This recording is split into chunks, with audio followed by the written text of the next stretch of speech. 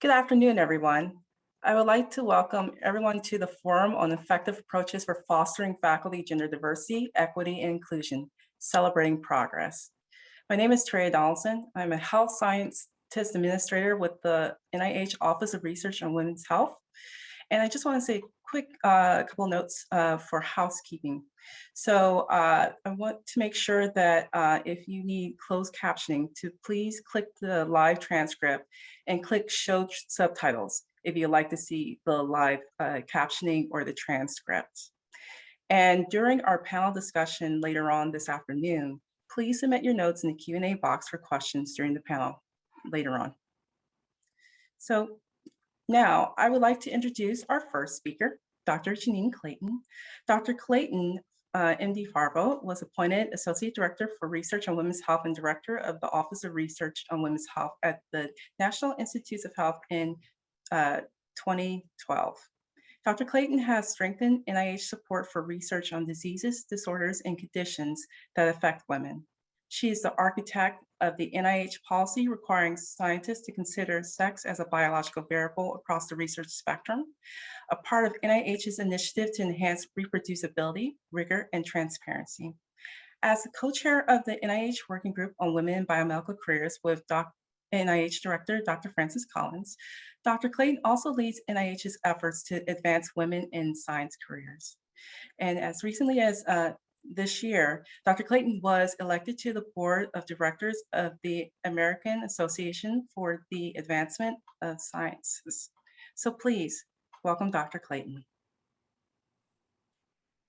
Thank you, Dr. Donaldson. I am so excited to be here today for this forum. We've been looking forward to this day and excited to be here.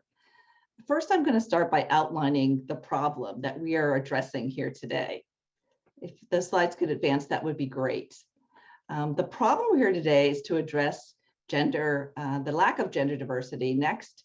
And the slide here indicates the issue. Here's the data. AAMC put this data out in 2019, and you can see starting on the left, in terms of medical school applicants, we see women have reached parity in several years ago.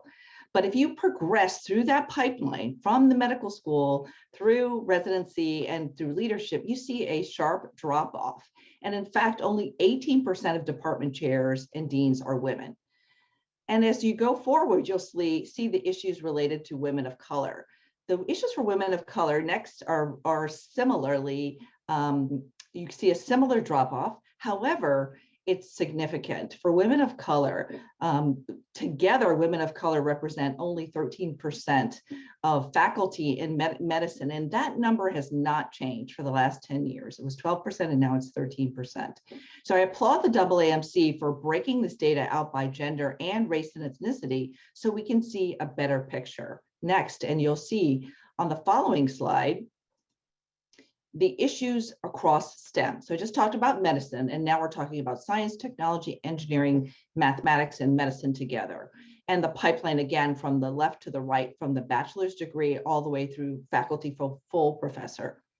So although we know that having more women on teams is better for science and that leadership overall, it has a positive effect, women have yet to reach parity in men with virtually all of these STEM occupations. Relative to men, women are underrepresented at all career stages, except for the bachelor's and doctoral degrees for biology only, for the biological sciences. And so as you can see, going across the spectrum, we still have a lot of work to do. Women who are underrepresented in STEM share many features with underrepresented other groups in STEM, including men of color, LGBTQIA individuals, individual with different abilities, first generation college students, and socioeconomically challenged individuals. And because the system has not caught up to allow all individuals to achieve their full potential. Good news is, however, in the recent years, the absolute numbers of women earning degrees across STEM fields has actually increased compared to men. As we move forward, you'll see we need to move forward and talk about solving this problem. And next, you'll see the Office of Research on Women's Health mission and vision. From the outset, we were established by Congress to expand and enhance women's health research to make sure that women were included in NIH-supported research. From the very beginning, it was recognizing that promoting women in careers would be a big part of that. And for the first time recently, we articulated a vision where all women in science careers reach their full potential. And so how do we do that? There's actually a strategic plan goal in the following slide that you'll identify as goal 4, the strategic goal associated with enhancing the diversity of the trainee workforce and how that affects women's health. And we have a specific objective focused on promoting and disseminating research on barriers to the retention and advancement of women in science careers. So today, you'll see that we are here excited to tell you about the NIH Prize for enhancing faculty gender diversity in biomedical and biobehavioral sciences. Regarding this prize, it's one of 4 concepts that were developed out of the Working Group on Women in Biomedical Careers that I've had the privilege to co-chair with the NIH director. This portfolio of 4 concepts complements policy changes and other NIH programs to enhance participation of underrepresented groups, including women. The goal of the prize is to recognize transformative structures, systems, projects, and processes that have enhanced gender diversity within an institution, with the ultimate goal of identifying those best practices, lessons learned, and delineation of evidence-based approaches that could be broadly applied and translated to other institutions through a toolkit.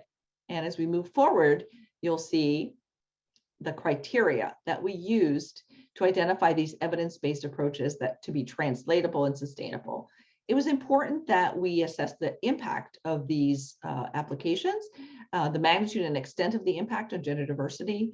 We evaluate the metrics, the changes in aggregate faculty demographics. So we really needed to see action there. Sustainability, measurable and long-lasting effects are what we're after. So we wanted to make sure that interventions were sustainable and scalable, that they could be transferred to different settings elsewhere in the same or different institutions. And of course, that challenges to implementing these interventions were discussed and how they were overcome. That was also delineated. Now, it's my pleasure to announce the winners of the NIH Prize. First, we have A Wise Approach to Gender Equity, Women in Science and Engineering Leadership Institute at the University of Wisconsin-Madison.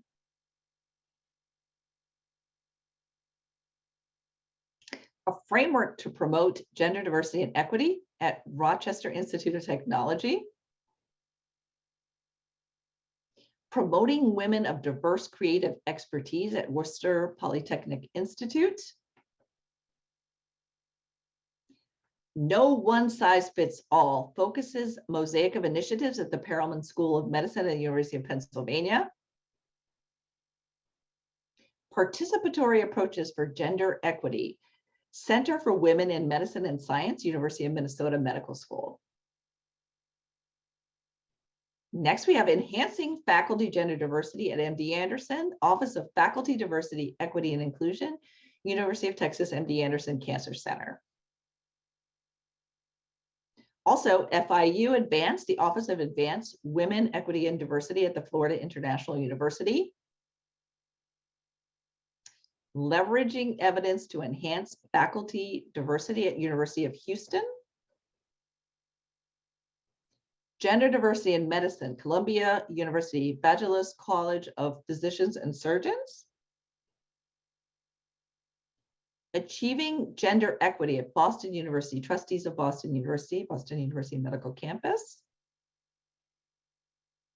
And congratulations to all of our winners today. We are so excited to have you with us, and we applaud you for your efforts in achieving gender diversity and advancing gender diversity in your institutions.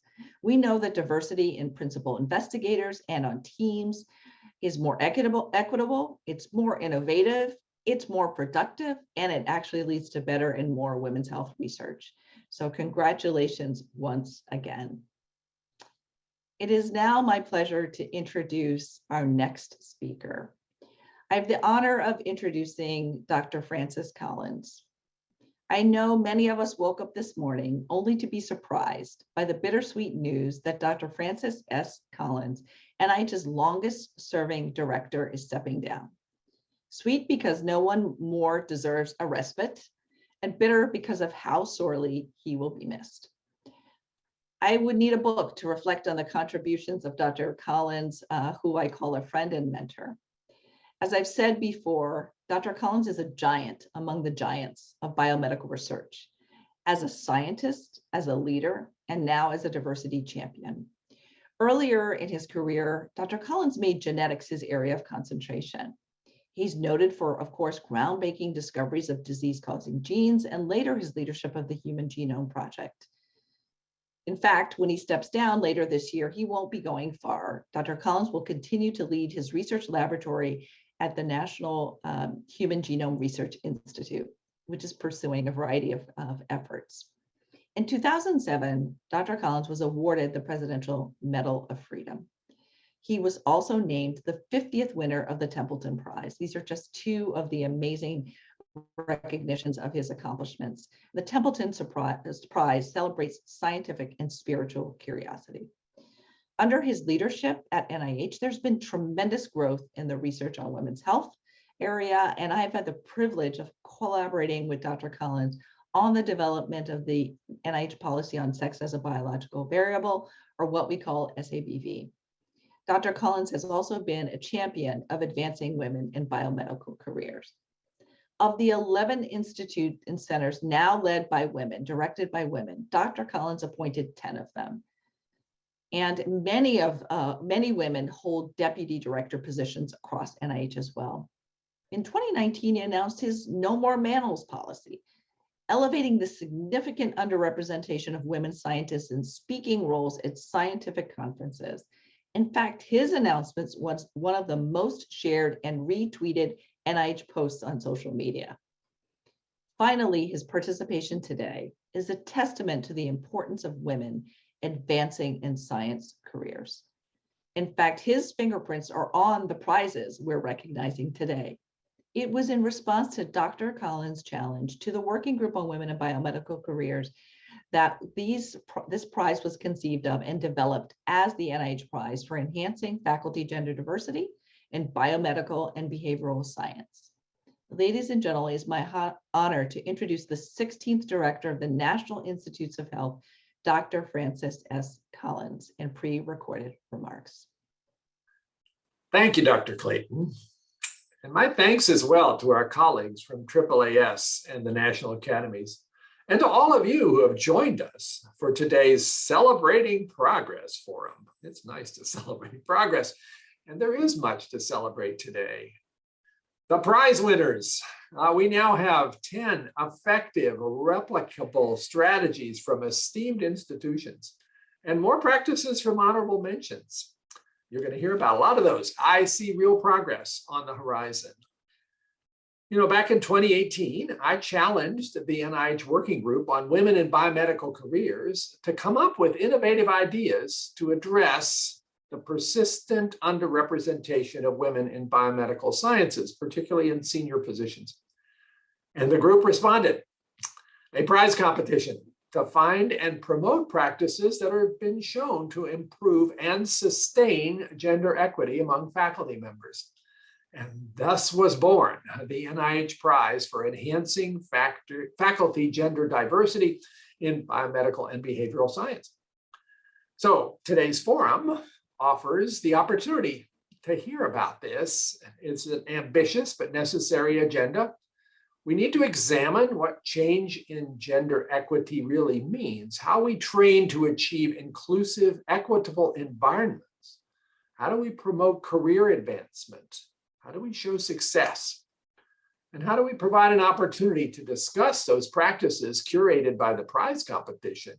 Family-friendly policies, programs to support career advancement, and removing ambiguity from the promotion process. And the topic could not be more serious. The underrepresentation of women, especially women of color, at the faculty level in biomedical sciences and academia is a persistent issue and it is depriving the biomedical research community of talent that we need in order to be fully successful and productive. The numbers are troubling. We see career trajectories for women displaying a precipitous decline in opportunity as the path moves forward. But not surprisingly, we are also learning from a recent study in JAMA Internal Medicine, those disparities include a gap in income. But the true losses go beyond dollars. Loss in diversity of opinions, of potential mentors, of queries and achievements, the loss of future science. We must do a better job of keeping women in scientific careers. So with the help of AAAS, the Sea Change, and our prize winners and honorable mentions, and all of you, we are working toward achieving more gender equity. I must say a few words, though, about a shared event that, on top of everything else, has taken an incalculable toll on research, not only on individuals around the world, but on nearly every level of the world's societies, and that's COVID-19. For us, the pandemic has had a devastating impact on the careers and livelihoods of many women, including those in STEM. We and our partners are determined to keep working towards improvements. This past March, the National Academies, a forum collaborator, published a report supported by NIH and others on the impact of COVID-19 on the careers of women in academic sciences, engineering, and medicine. And preliminary evidence indicates, perhaps unsurprisingly, adverse effects on productivity, on work-life boundary control when everybody is relegated to working from home, on harms done to networking and community building, and frankly, on mental well-being. This calls for more research on the pandemic's effects on career paths, job stability, and leadership roles for women, particularly women of color. And even as we recognize that experience gained during the pandemic on workload reductions, on on-site childcare, flexible work arrangements, those may inform our own efforts, and we should learn from those. I want to tell you personally, this topic of the need for greater gender equity and opportunity in the biomedical research workforce is one that I'm pretty passionate about. I'm really grateful to all of you for what you are doing to take those kinds of passions and turn them into practical solutions. I've made only one small contribution to that myself, which surprised me by its significance. And that was the decision a few years ago, after seeing a number of circumstances where women were not appropriately represented in scientific meetings, that I decided I would no longer take part in meetings on a panel or as a keynote speaker if the organizers had not properly arranged for balance in the presenters, including women, including people of color. And so I made a little statement about that, said no more manels, no more going to hymposia, and thought a couple people would notice. It was astounding just how much response there was to that. And a number of other folks have gotten into that same mindset of not being willing to accept invitations unless the organizers have thought about balance. I will tell you, as a result of implementing this, and I'm pretty rigorous about it, a number of times I've basically had to say, I'm sorry, your meeting looks really interesting, but given the fact that you haven't thought about this balance, I'm not coming. And most of the time, the vast majority of the time, a response comes back going, oh my gosh, you're right. We just didn't sort of think about it. We kind of had our usual network. Well, that's the problem, people. And so it became a learning experience for me and for the organizers of those meetings. We should keep using whatever tools we have to raise the consciousness of our field, which for too long has been insensitive to the importance of diversity in everything we do. But change is coming. And the programs you're going to hear about today are exciting examples of how those kinds of changes are being put into practice. And we have a lot to learn from the presenters in these panels. I'm sure this will be a turning point for many people who are looking for ideas, and we're going to get some. And so please enjoy the next couple of days of exchange of ideas, exchange of principles that can be put into practice. And that's what I wanted to share with you this morning by way of starting this meeting off. I'm now delighted that Dr. Sudip Parikh and Dr. Shirley Malcolm will be setting the tone from their perspective of the AAAS and its Seed Change program. So I will turn it over to Sudip and Shirley, with many thanks to all of you for spending your time and putting your energy into this really important issue. Thank you. Thank you, Dr. Collins, and good morning. My name is Senya Tigno, the Associate Director for Careers at ORWH. And before we hear from our AAAS colleagues, allow me to introduce them briefly. Dr. Sudip Parikh is the 19th Chief Executive Officer of the American Association for the Advancement of Science and Executive Publisher of the Science family of journals. He assumed these roles in January of 2020. Dr. Parikh has spent 2 decades at the nexus of science, policy, and business. And immediately prior to joining AAAS, Dr. Parikh was Senior Vice President and Managing Director at the DIA Global, which is a multidisciplinary organization bringing together regulators, industry, academia, patients, and other stakeholders interested in healthcare product development. Prior to DIA, Dr. Parikh was General Manager of the Health and Consumer Solutions Business Unit and Vice President of Battelle, a multi-billion-dollar research and development organization. Dr. Parikh has served as science advisor and professional staff to the United States Senate Appropriations Committee, where he was responsible for negotiating budgets for the NIH, the CDC, AHRQ, Biomedical Advanced Research and Development Authority, and other scientific and health agencies. Dr. Sudip Parikh is committed to early STEM education and is a parent of 3 energetic young children and volunteers part-time as mentor for the Science Olympiad teams at 2 elementary schools. Of note, in his early career, Dr. Parikh was a presidential management intern at the NIH, and he was awarded an NSF Graduate Research Fellowship while earning his PhD from the Scripps Research Institute in La Jolla. The son of Indian immigrants, Dr. Parikh completed undergraduate studies at the University of North Carolina at Chapel Hill, and he was first a journalism major before switching to material sciences. Dr. Shirley Malcolm, on the other hand, is a well-known figure also at the NIH and the scientific community. Dr. Malcolm is Senior Advisor to the CEO and Director of the Sea Change Initiative at AAAS. She works to improve the quality and increase access to education and careers in STEM fields, as well as to enhance public science literacy. She is a trustee of the Caltech in a region of the Morgan State University and a member of the SUNY Research Council. A former member of the National Science Board, the policy-making body of the NSF, she has served as President Clinton's Committee of Advisors on Science and Technology. Dr. Malcolm received her PhD in ecology from Penn State, her master's in zoology from UCLA, and her bachelor's degree with distinction in zoology from the University of Washington. She holds 16 honorary degrees. Dr. Malcolm is internationally known, and her efforts to improve access to girls and women to education and careers in science and engineering is very well known internationally. She has worked to empower women and address problems they face in their daily lives.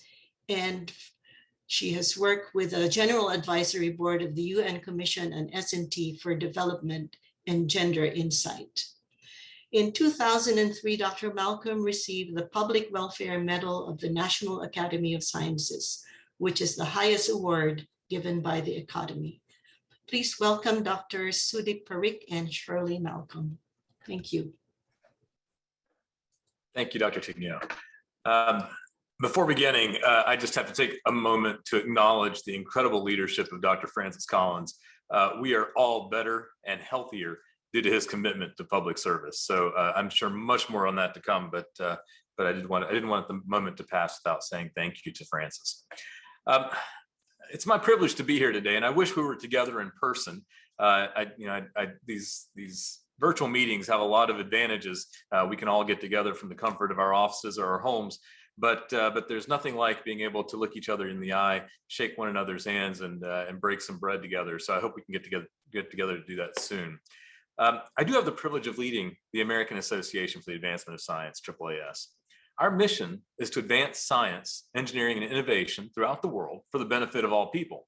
And to fulfill this mission, our goals include strengthening and diversifying the STEM workforce, as well as fostering education in STEM for everyone.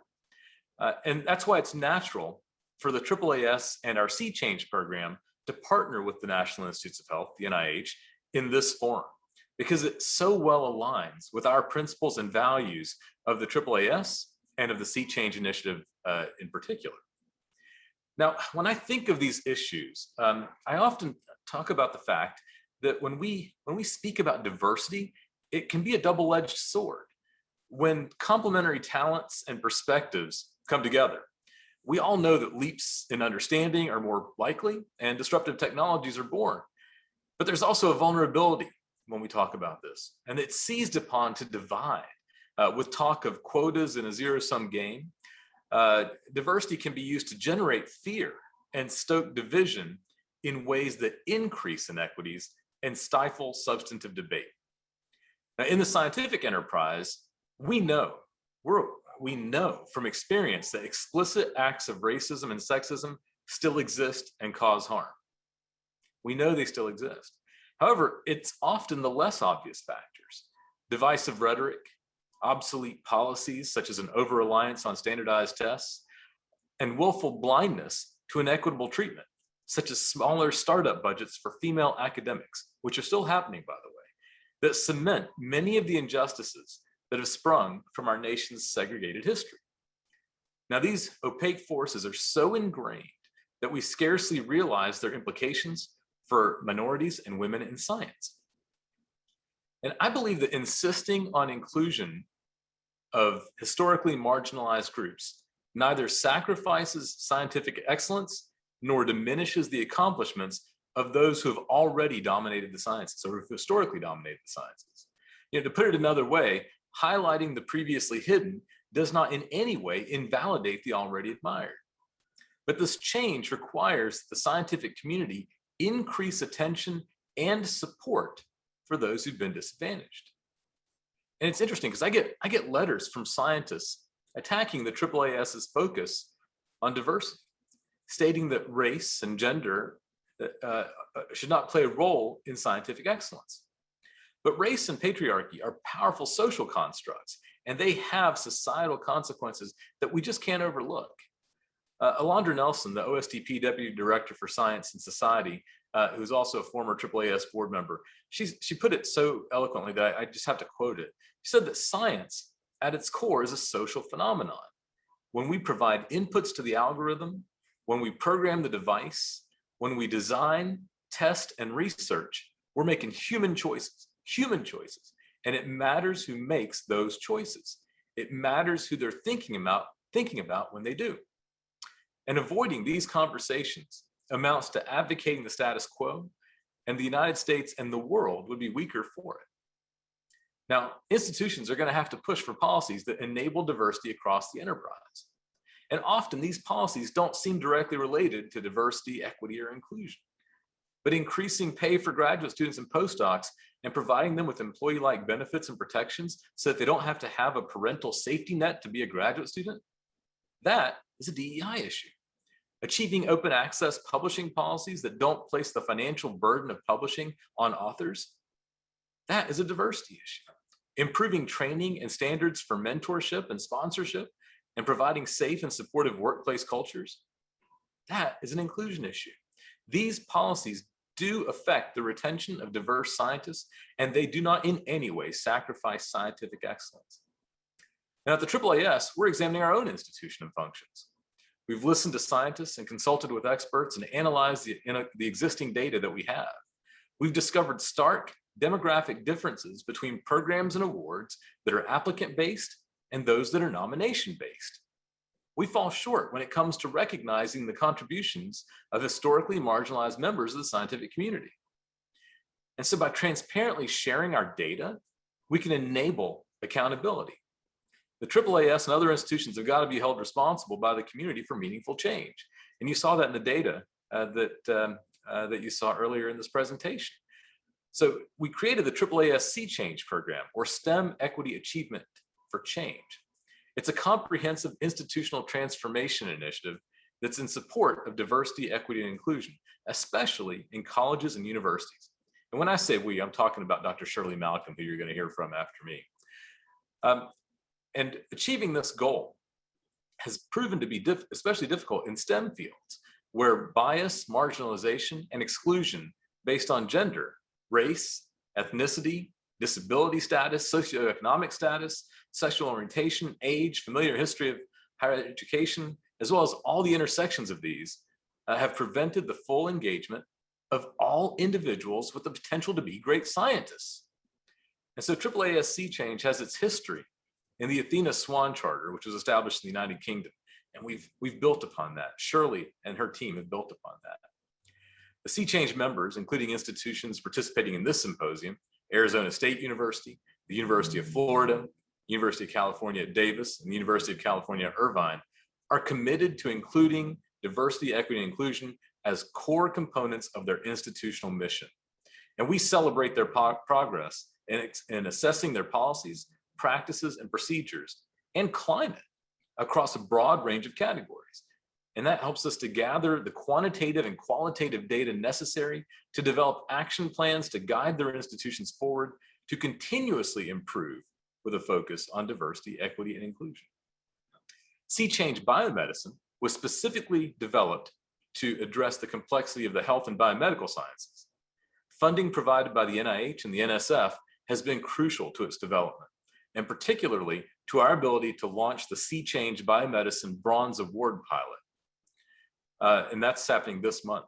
Participating in the pilot is an opportunity for leaders in academic medicine and health science centers to co-create and inform the framework, process, and metrics for self-assessment to create enduring systemic transformation at their own institutions.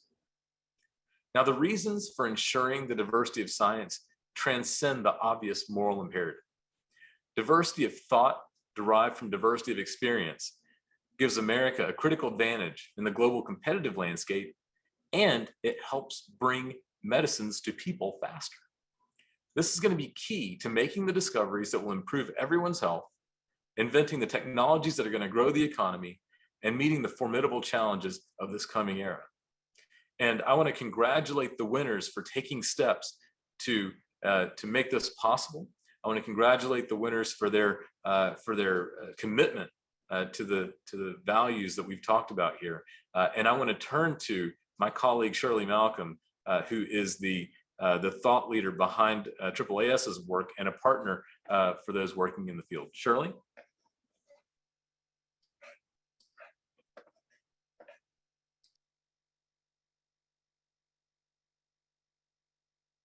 I know, I'm muted.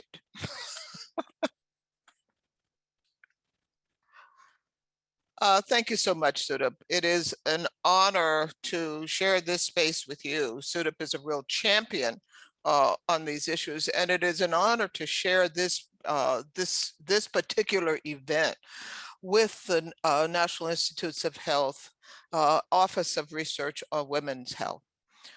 We are thrilled to be able to collaborate in this program to highlight the effective approaches to fostering faculty gender diversity, equity, and inclusion, and to recognize and celebrate the winners and honorable mentions of the NIH Prize for Enhancing Faculty Diversity in Biomedical and Behavioral Sciences. Over 50 years ago, I entered the University of Washington as a pre-med major, intent on joining the biomedical community. Not surprising, I did not receive a hearty welcome. In fact, one of my classmates in my comparative anatomy class walked up to me in lab and asked, "Why do you want to go to medical school? Don't you realize you would be taking a man's place? Or where my pre-med advisor informed me that in order to get into medical school, I was going to have to be much better than the men who were applying. To place this in context, the 17-year-old me that she was saying this to had just completed an under-resourced, segregated high school in Birmingham, Alabama. Now you fast forward a few years later, and we see that changes in the law made that kind of blatant and unapologetic discrimination, both racial and gender, illegal.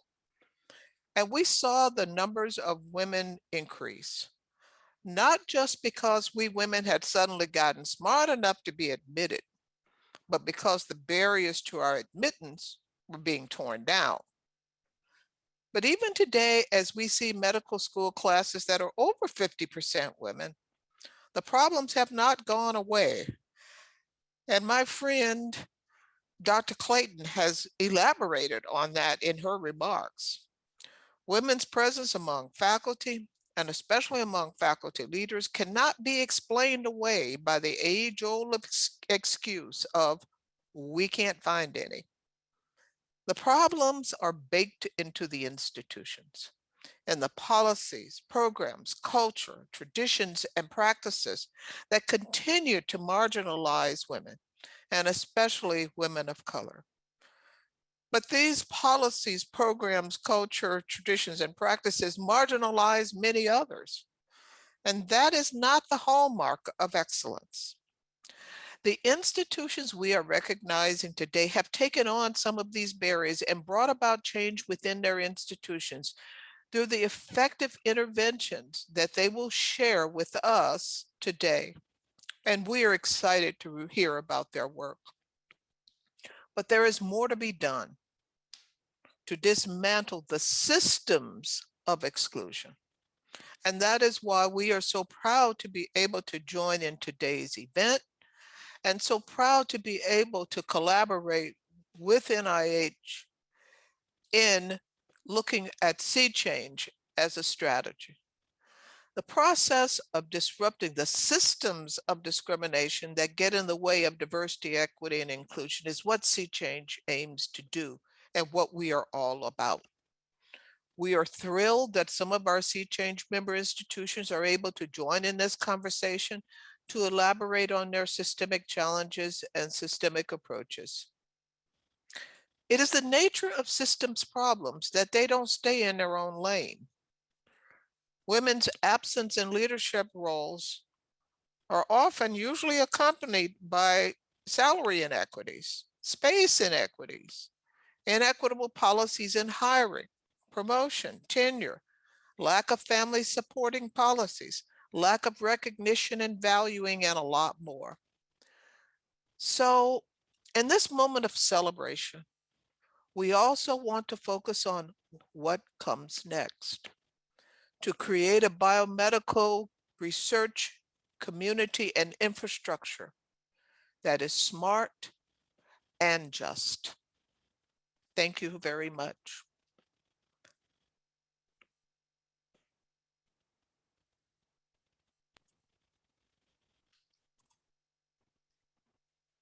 Thank you, Dr. Malcolm. And thank you, Dr. Parikh. So I would like to start just to, again, recognize the winners of the prize forum or the prize competition today. So next slide.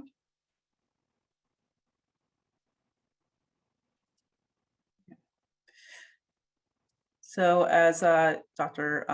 Clayton announced earlier, we'd like to recognize these winners of the prize competition, but on the next slide,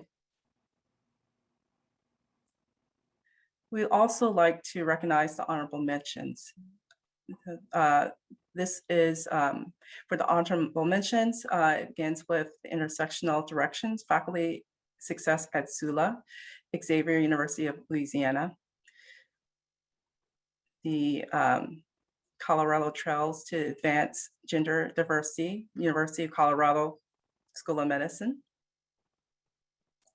Women in Medicine and Science program at Wake Forest School of Medicine, University of Chicago, using 3 Rs to elevate women, University of Chicago, Promoting Women Scientists During COVID and Beyond, Mass General Brigham, Harvard Medical School.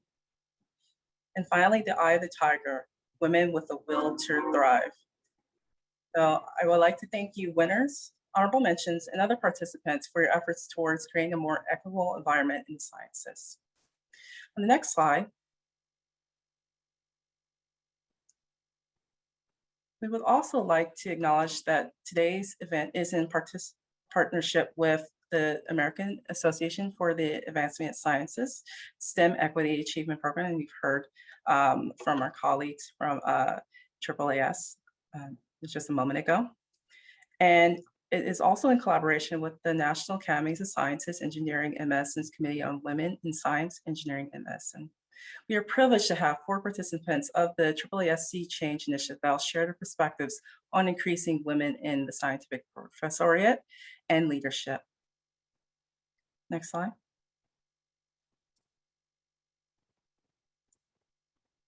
Okay, so we will hear from 4 panels today. The first being the vision for institutional change. The next is training for inclusive, equity-minded environments. The third, reducing barriers to career advancement. And finally, we'll hear from the panel on effective tools for assessing and monitoring outcomes. Just really briefly again, if you're just joining us, please submit your notes in the Q&A box for questions during the panel discussions now and this afternoon. And if you need closed captions, please click the live transcript and click Show Subtitle if you would like to see the transcript. So now we begin with the first panel, Vision for Institutional Change, as moderated by Dr. Shirley Malcolm, Senior Advisor and Director of Sea Change at AAAS. Thank you. I want to begin by thanking the panelists who are going to be presenting today and congratulating the winners and honorable mentions. And I am very excited to be a part of this discussion that is focused on a vision for institutional change.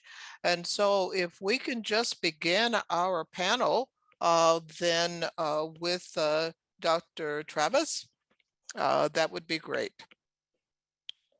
We would like for you to focus on what are the problems that you're trying to solve?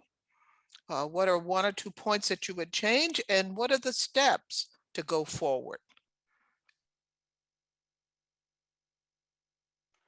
So good afternoon, everybody. First of all, I want to congratulate the NIH and the Office of Research on Women's Health for all the hard work, and the AAAS for all the hard work they have done and the progress that they have helped make for women and for equity for women in science and medicine. I also would like to congratulate all of the winners and the honorable mentions. I mean, there are some really interesting things that I'm looking forward to hearing today during your presentations. Again, it is really quite an honor to be here with all of you and a privilege to talk to you about what we've done at MD Anderson. So if I can have the first slide, please. So in 2007, we recognized we had a problem. We recognized it before that, but we probably took hold of it in 2007, and that was that we had made years. We'd spent a couple of decades trying to promote women with volunteers and volunteer groups and volunteer faculty, and nothing changed. Or if it changed so minimally that you couldn't measure it. And so we decided to do something about that. And you can see what I'm talking about on the bottom, in terms of women leadership and women on the faculty. It really was not looking very good, particularly in the leadership position. So the next PowerPoint, please. So finally, the decision between the president, who he and the then chief academic officer, Dr. Margaret Kripke, who some of you may know from her outstanding work as an immunologist, that there had to be a strategy. And the strategy was that this had to be someone's day job. You could not delegate this to just a part-time position or else nothing. Things might happen that would take much beyond my lifetime to see them. And so we established the Office of Women Faculty Programs at that time.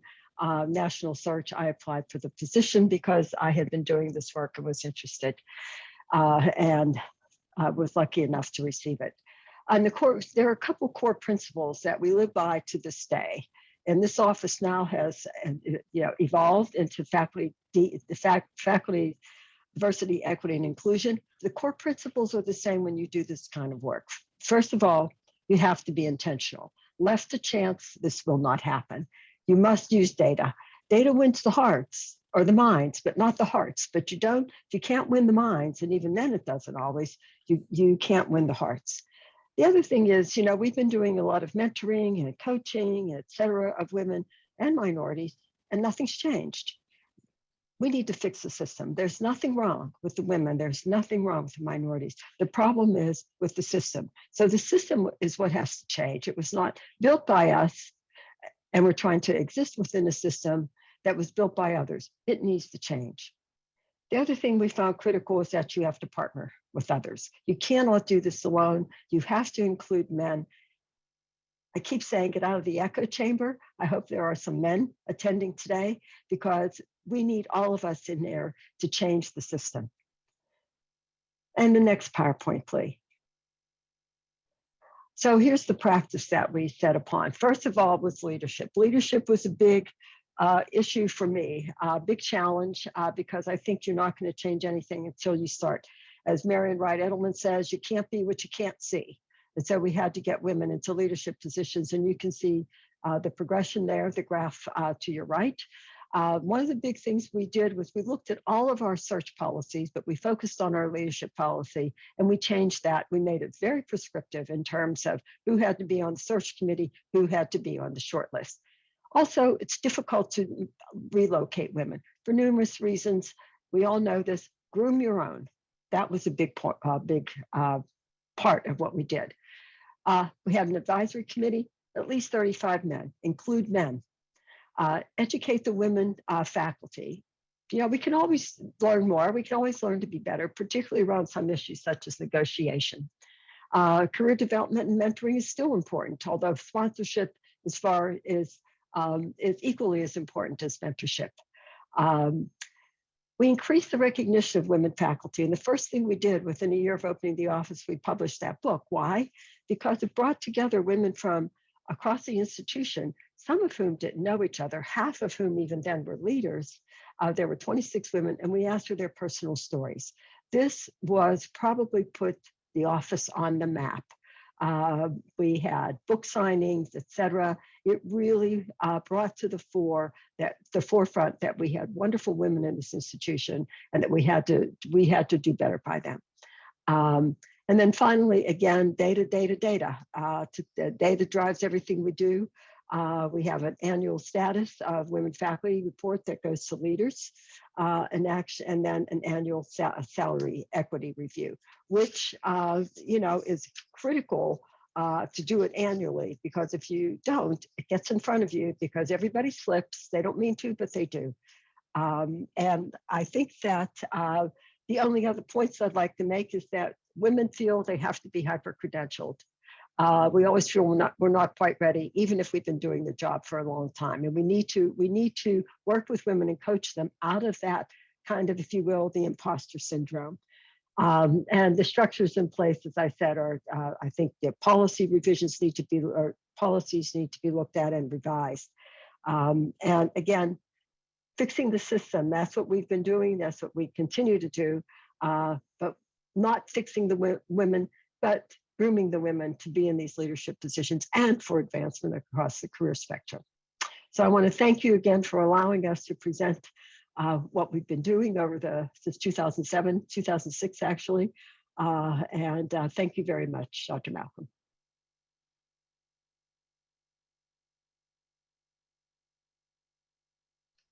Thank you very much. And we will move to our next presenter, Dr. Taylor.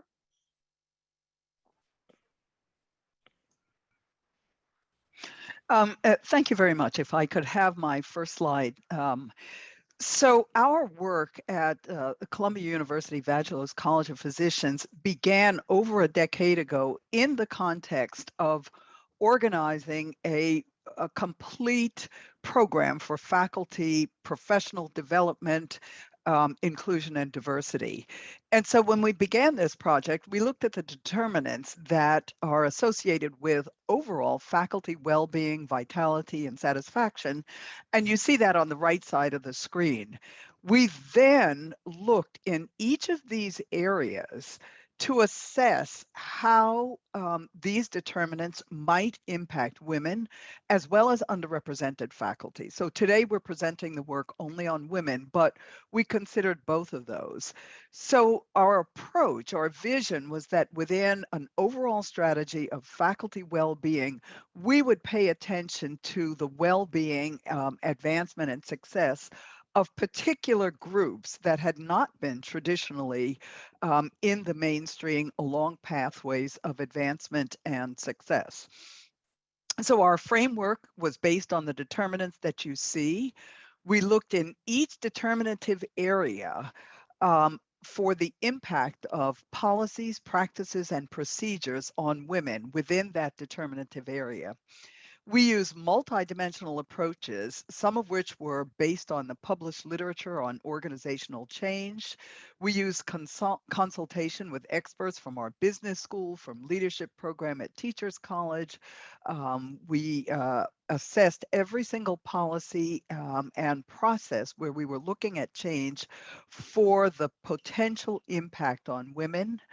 And then we used multiple faculty networks to engage on these issues. We used surveys, task forces, advisory committees, program evaluations, and direct feedback. But I think the most important two features of our approach were, number one, to keep gender equity as the guiding concept in all faculty-related processes, policies, and procedures, and to measure progress, and in some instances, the lack of it regularly. Always ask why. What's working well? What's not working? Are we making progress in some areas but not in other areas? May I have the next slide, please? So our specific goals and metrics were to assess whether policies and processes on particularly advancement, honors, awards, leadership appointments, and compensation were fair, were transparent, and were inclusive in impact. And where that was not the case, for example, our faculty advancement tracks, we put together working groups and committees, faculty committees, broadly representative, to restructure those particular aspects of our functioning. We provided professional development and mentorship based on faculty requests and faculty's perceived needs.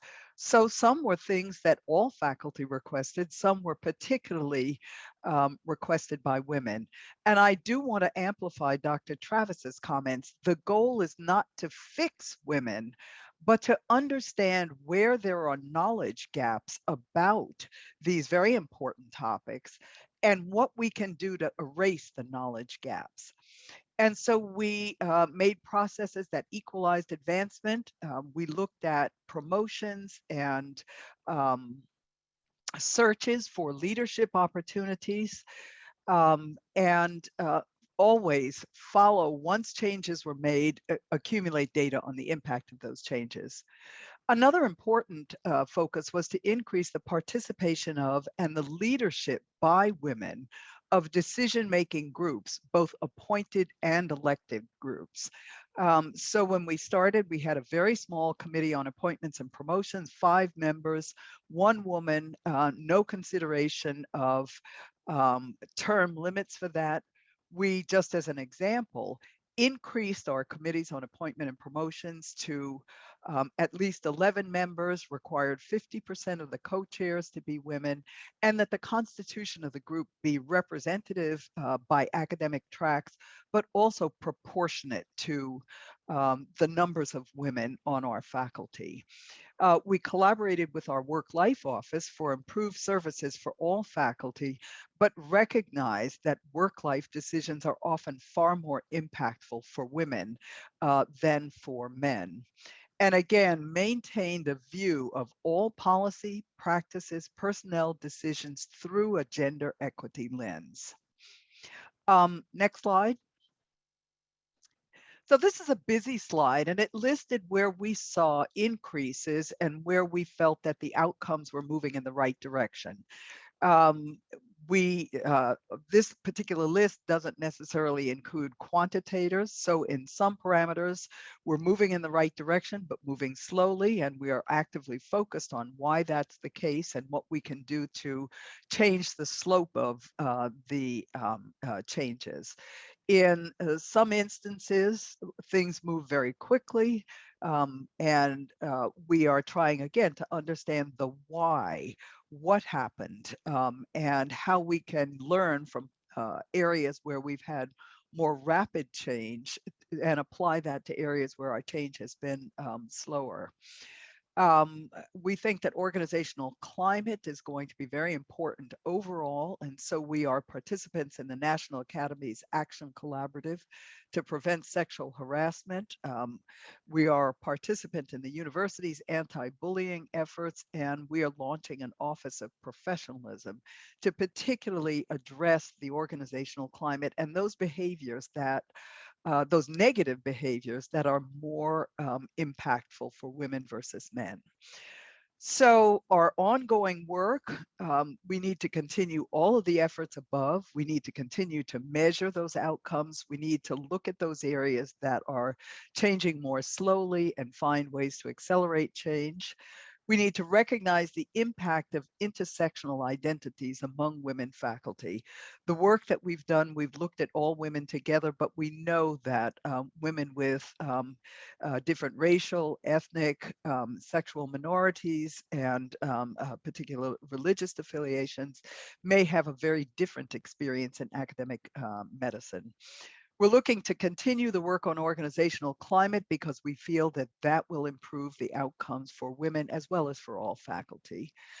Continue our assessment, our annual assessment of salary equity, and most importantly, continue efforts to increase women in leadership positions who are awarded tenure, who are recipient of institutional and external honors and awards. Thank you very much. Thank you very much. Next, we'll hear from Dr. Lebo.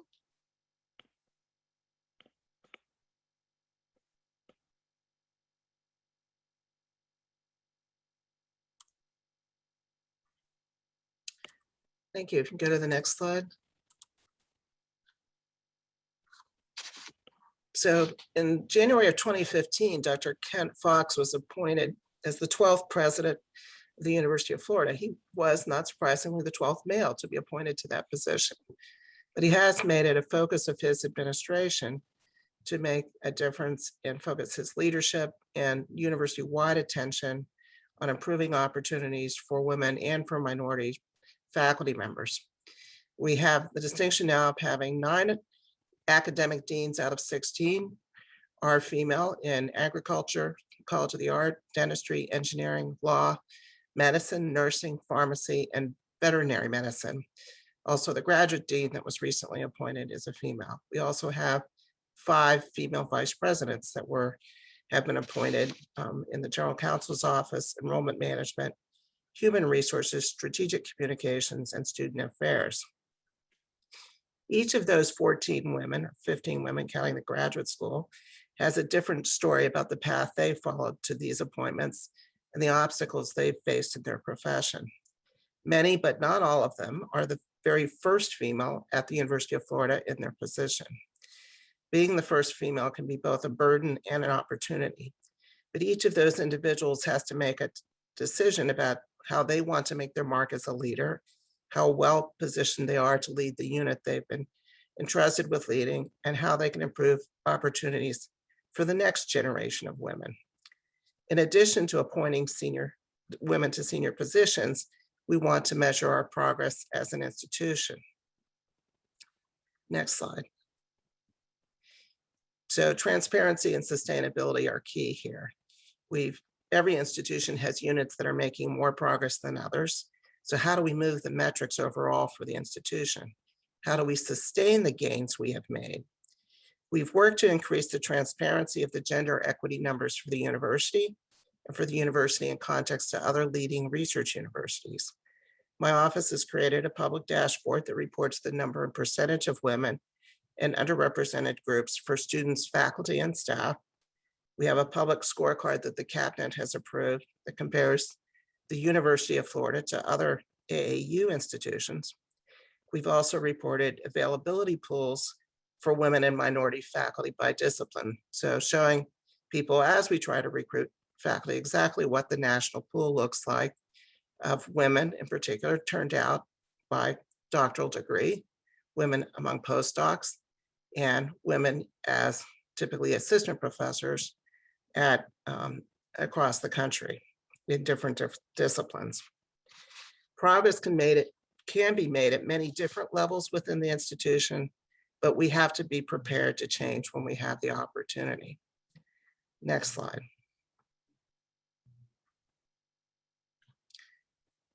There has been very little change in the faculty profile of major research universities since the 1970s. The University of Florida is a large, complex institution with over 60,000 students and 6,000 full-time faculty. We're very heavily STEM oriented, but we have many of the same challenges hiring faculty and promoting faculty, female faculty into senior positions in the STEM and the non-STEM fields. We want to learn from where we've been successful in solving those problems, no matter what discipline we're looking at. As tenured faculty retire, the faculty profiles will change. And then there are occasions when we're able to make a significant difference. So we know now that we typically hire about 96 tenured tenure track faculty each year and 149 non-tenure track faculty. Not surprisingly, the diversity of the non-tenure track faculty is much greater than the tenured tenure track faculty. We've reached over 50% female undergraduate enrollment, over 50% female graduate enrollment, and our tenured tenure track faculty overall are 39% female. Among STEM disciplines, we're 28% female. So are we prepared for change, both the incremental change that happens every day as we recruit and promote and tenure faculty, and for episodic change? We've had the distinct advantage recently over the last 2 to 3 years to add 500 full-time faculty positions. That's a very unique opportunity to make a difference in the faculty profile at this institution.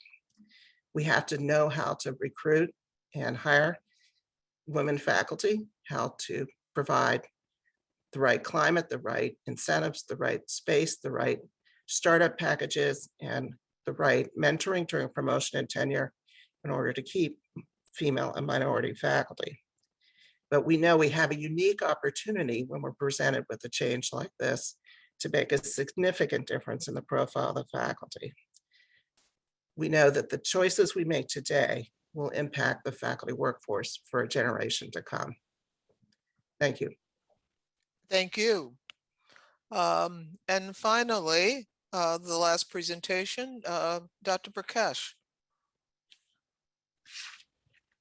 Thank you, Dr. Malcolm. My name is Dr. Vidya Prakash. I am a professor of clinical internal medicine and infectious diseases at Southern Illinois University School of Medicine, where I founded and serve as director of AWIMS, the Alliance for Women in Medicine and Science. I'd like to thank the NIH Office of Research on Women's Health for this opportunity. I'd like to thank my co-panelists and every one of you for joining us today. So what is AWIM's vision for institutional change? Our vision is a strong and meaningful alliance among all members of the medical community with the common purpose of working harmoniously in an equitable environment to ultimately support the mission of our institution. And I was very deliberate with the term alliance because we recognize that to promote meaningful and lasting change, It takes a village. We must mobilize the masses to be in this together with all hands on deck. It's not just a problem of the women. It's not just a problem of women physicians. This concerns everybody. And this takes us to our mission. The mission of AWIMS is to provide a supportive forum to promote honest discussion and positive change in the realms of gender equity, career advancement, work-life integration, and community service, and ultimately to champion professional development and promotion of women in medicine and science. So you ask what were one or two issues that we were concerned with. We decided to look a little bit deeper into promotion of women in medicine and science at our institution to see if there were disparities. And this ties into our vision of promoting an equitable environment to support our institution's mission. And where did we begin? You've heard from my co-panelists about the importance of data. You don't know what you don't know. You have to look intentionally at the data. So we implored our Office of Human Resources to give us a list of current faculty, and we asked them to break it down by race and gender, and to also give us their date of hire when they joined the institution, how long it took them to get to the current date of rank, and how long they were in their current rank. Next slide, please. So what did the data show us? And in the interest of time, I'm going to call your attention to the opportunities. You'll see we definitely have opportunities when it comes to our Black and Latinx or Hispanic faculty. To see that we only have one Black professor in the entire institution and one Hispanic or Latinx professor in the entire institution was a jolt and a reality check that we needed.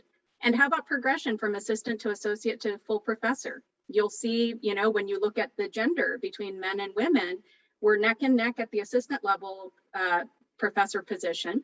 Women slowly start dropping off at the associate professor level position, and then we fall off a cliff by the time we get to professorship. And this is reminiscent of data by Anupam Jena et al., who published on this very topic in 2015. And so what did we do? We took this data, we had our Center for Clinical Research categorize it by department, and we took a list of faculty who were languishing at either the assistant or associate professor level for more than 7 years to every single department chair. And this was one-on-one. It was an opportunity to cultivate a relationship, a trusting relationship with the department chairs, and also offer support to see how we could help these faculty who were at the exact same rank for over 7 years. And so a department chair could look at the list and say, you know what, I could probably give her more of a national footprint and get her involved in these organizations. You know what, this person really needs a little bit more support with teaching, or this person could really use a research mentor. And so it was very, very helpful to engage with the leadership firsthand, many of whom admitted that while they were meeting with their faculty annually, promotion and tenure was really not on their radar. And what finally happened? Next slide. You'll see that with the inception of AWIMS, which was in 2018, the women faculty are in purple, the male faculty are in black. Whether it's from assistant to associate professor or associate to full professor, you see a general trend in the positive direction, in the right direction. And especially with the intervention, you'll notice in the middle column, from associate professor to full professor, in the history of the institution, in the history of SIU, we had the highest number of women promoted from associate professor to full professor. And so it begs the question, did they suddenly make progress in 1 year? No. Actually, 3 of those faculty came to me and said, you know what, Vidya, I became complacent at associate professor level, and AWIMS and you're talking to my department chair empowered me. I felt empowered, not only for myself, but for other women in medicine and science to take my career to the next level where I deserved it.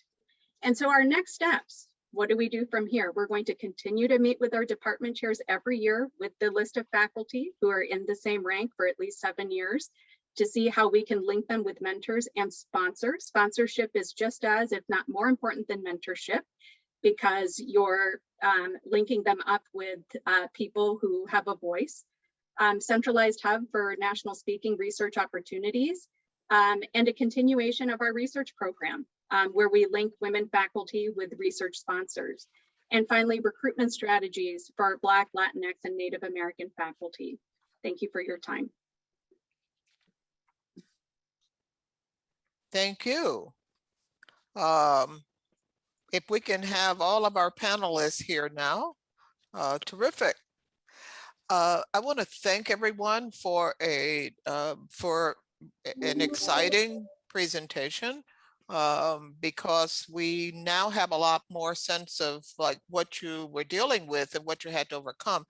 Let me ask a question first of all of the panelists, and if you can just give a brief comment, and then throw it open for audience questions as well. And my question was that obviously there was some precipitating event that probably led to your undertaking all of this. What was it? What was it that basically that day it was quite clear that things needed to shift? Dr. Malcolm, I can start. Thank you for that question. So when people look at AWIMS, or our Alliance for Women in Medicine and Science, a lot of people assume that it was a top-down initiative, that it started in the dean's office. I will tell you, I think AWIMS really speaks to the power of a grassroots organization. It actually started with the brunch in my living room. In the Department of Medicine, I had a female trainee in my office in tears. I was her academic advisor. And she said, I can't be a mom and a resident, I'm going to quit. And I decided to have a brunch in my living room. And I invited women faculty and women residents. And we had this raw, cathartic discussion about what we were enduring and what we were facing as women in medicine. And it blossomed from there. And it caught the attention of the leadership. And it was within a few years that it really became the Alliance for Women in Medicine and Science at the institutional level. So my point is that you don't have to start huge. You can start small, get more allies involved, and grow your initiative to an institutional level. Dr. Terrific. Malcolm, I might answer also. Ours was not a single pivot event, but I was hired to come to Columbia to oversee all aspects of faculty professional development, sort of the things like hiring, promotion, and so had an opportunity to start from the ground up to consider overall faculty well-being, but also to include in that consideration what we needed to do about subgroups of faculty, other demographic groups. While Columbia, interestingly, always had a reasonable number, and in fact, numbers of women above the national averages, they looked just like the national picture in terms of advancement, inclusion in leadership, inclusion in key committees.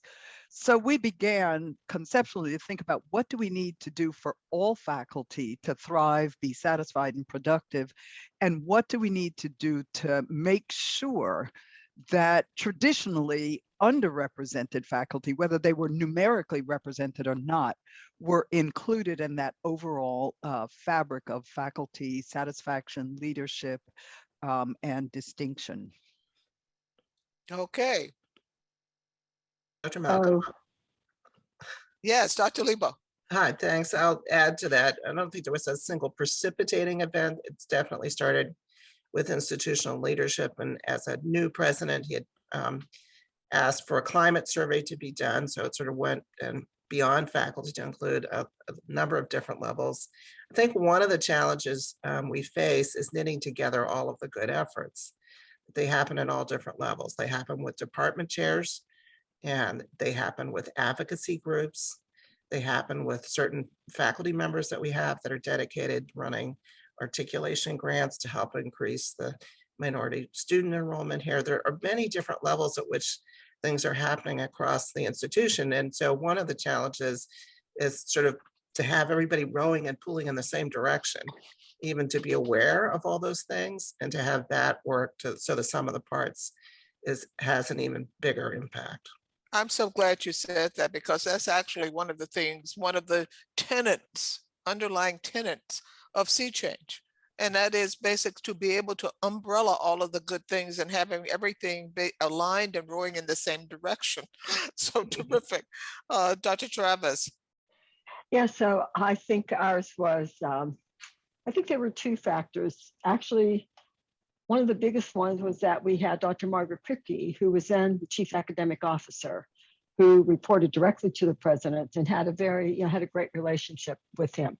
She was the first chair of the basic science department, MD Anderson, in 1983, chair of immunology. So she had been working, a small group of us, including myself, Margaret, and a few other senior faculty, had been working on this problem for a long time. Nothing was changing. She was finally in a position where she could talk with the president about this. So it was, first of all, having a woman who said, we need to fix this. It also was the fact that we were just we were tired. We were tired of doing this on a part-time basis and nothing was happening. And the third thing was that we decided to bring two consultants in. And so we brought outsiders in because that gave it more credibility. And they're the ones who said, if you really want to make a difference, it has to be a position that somebody has full time. Yeah. And so it was pretty much those three things. And then, yes, the office was for everything. It was for awards. It was for promotions. We focused on leadership. Again, one of my philosophies is that if you don't see anybody who looks like you there, it's probably not a place you want to be. And so that was one of the big goals of the office. And as you saw, we went from 14% to 36% of our leaders are women. Yeah, it has to be somebody's responsibility. I remember that you mentioned that, and I was very struck by that. That's one of the other things that we talk about in Sea Change in terms of developing action plans. It isn't just a matter of what will be done, but who is to do it.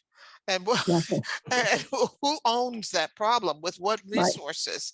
Right. Now, one of the things that has come up in the chat, and one of the questions is about, there are a lot of questions, but one of the ones I want you to just say something about very quickly, because it's going to stymie whoever's out in the audience if we don't deal with this.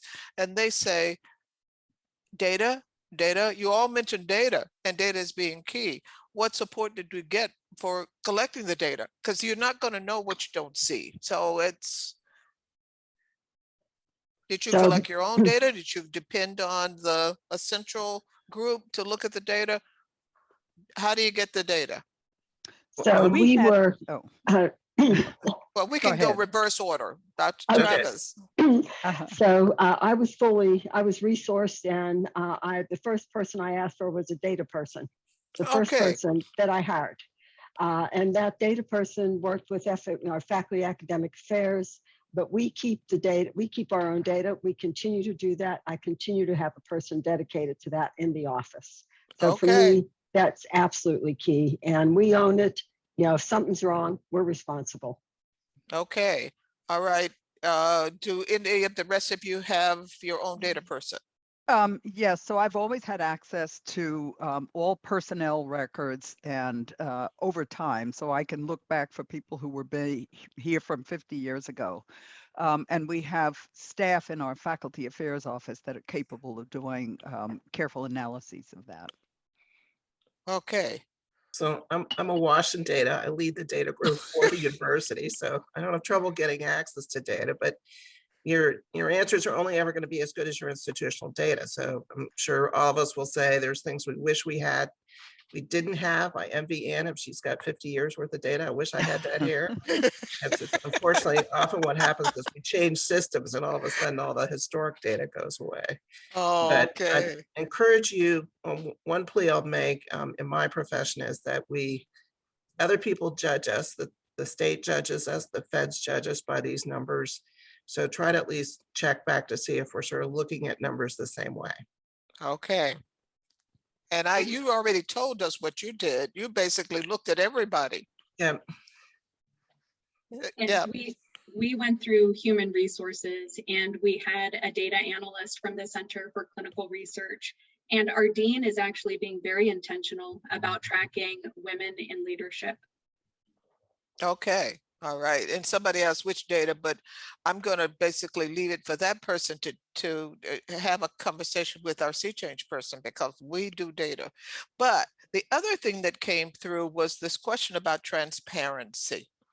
And I heard you mention like a dashboard or whatever, so the major point seems to be you not only have to collect it, but you have to understand it, and you basically have to make it visible. Because if you don't do that, then you can't drive a system. Did Well, I get that right? that's right. And people Yes. don't even understand the success we've had. So it starts with people in the institution understanding exactly where we stand. And people were pleasantly surprised.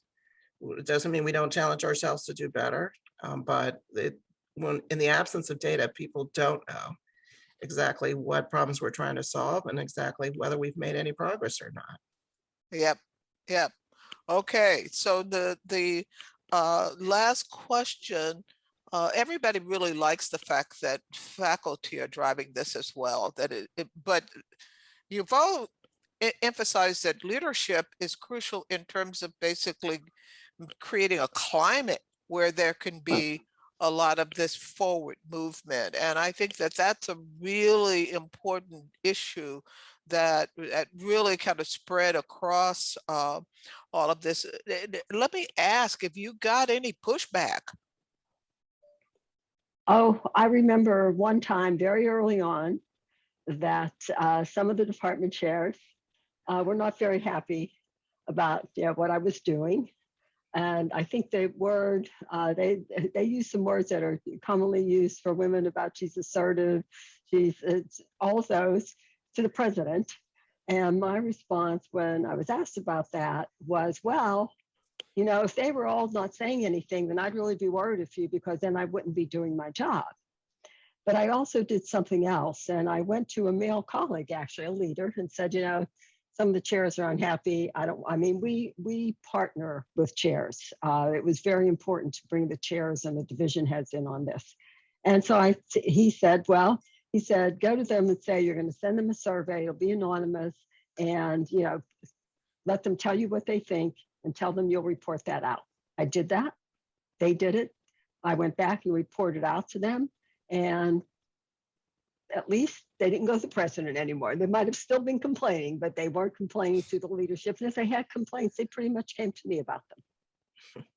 Okay. I don't think we experienced a lot of pushback, but there was a lack of knowledge about how to go about this and also attention to details. So although we hire search firms for major leadership positions, making sure that the search firm held our values completely in their priority list. So we didn't get, if we got from the search firm a panel of candidates that was not satisfactory, we pushed it back and said, you have to do better. So I think the how to and the attention to details about whether things are happening is critically important. Thank you. That's a terrific input. I want to at least acknowledge this one question that we didn't get around to, and maybe another panel can take it. There was, thanks to Dr. Travis for mentioning that you included the change process based on gender equity has to include men, and that you are as a man, he's a man listening to our conversations here, and he's wondering whether or not this notion of also extends when we are looking at the intersectional space in terms of needing whites, for example, to understand the situation, the position of people of color, and basically being able to emerge as champions to support the work that is really being done. I will take that question on, because I do believe that it is important that we understand that what we're talking about is the quality of the science that is being done in the community. And we're talking about not just the research, but the research environment. And I thought that my boss, Sudha Parikh, made a very, very important point, that in fact, that when we have these kinds of diverse environments, But what it does is it allows for the best work to emerge, the best science, and that we should all be advocating for that. Agree. Absolutely. Okay, now I think that somebody will tell me that it is the witching hour and that our panel is supposed to disappear into the ether for the break, I think, that we have, and then following by the next panel. But thank you so much. This has been a wonderful discussion, and I am so excited by the work that you've done and the work that you will be doing. So congratulations for taking on this really Herculean effort. This is not going to disappear unless we make it disappear. Thank you. Thank Dr. you. Brown. Thank you My very much, pleasure. everyone.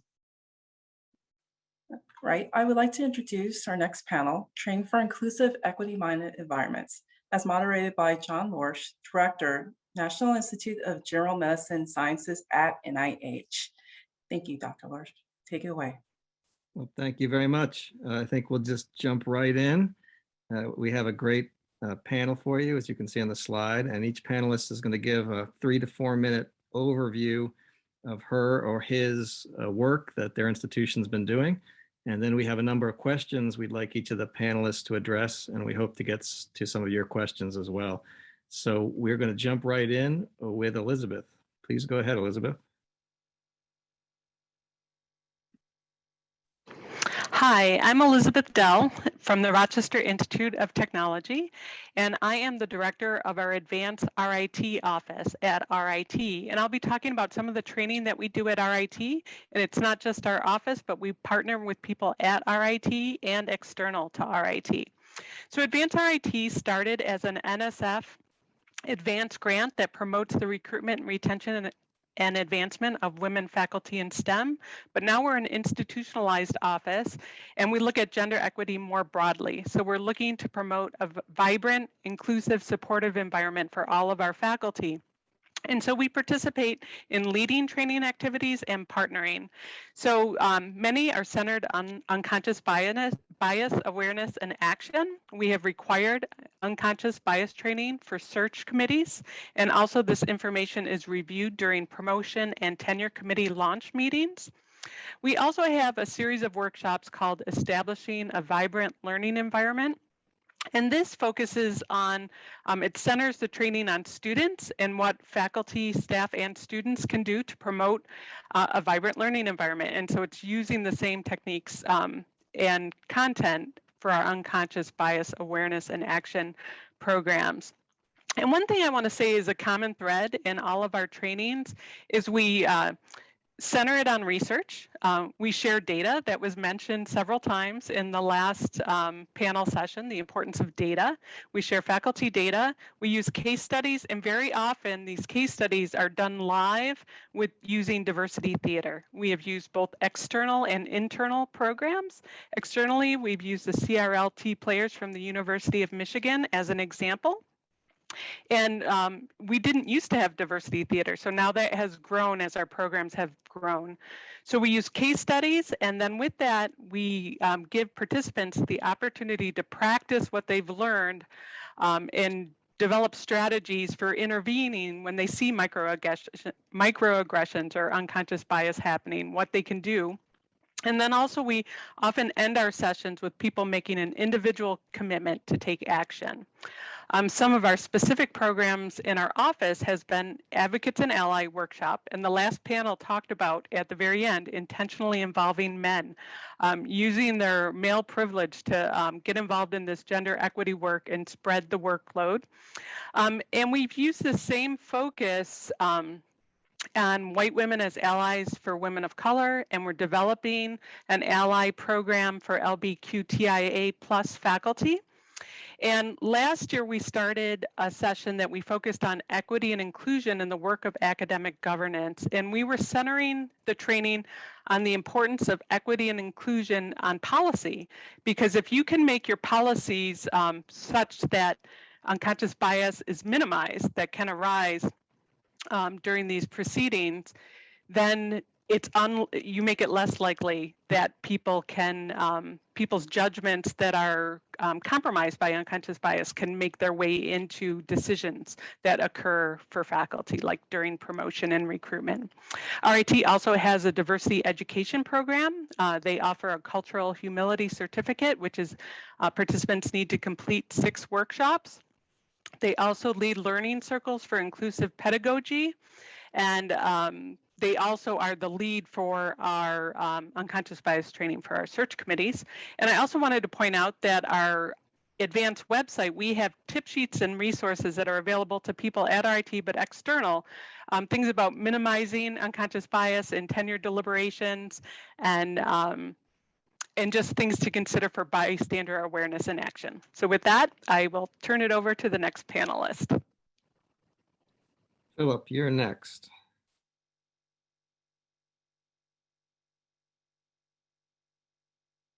Could we have Philip's slide, please?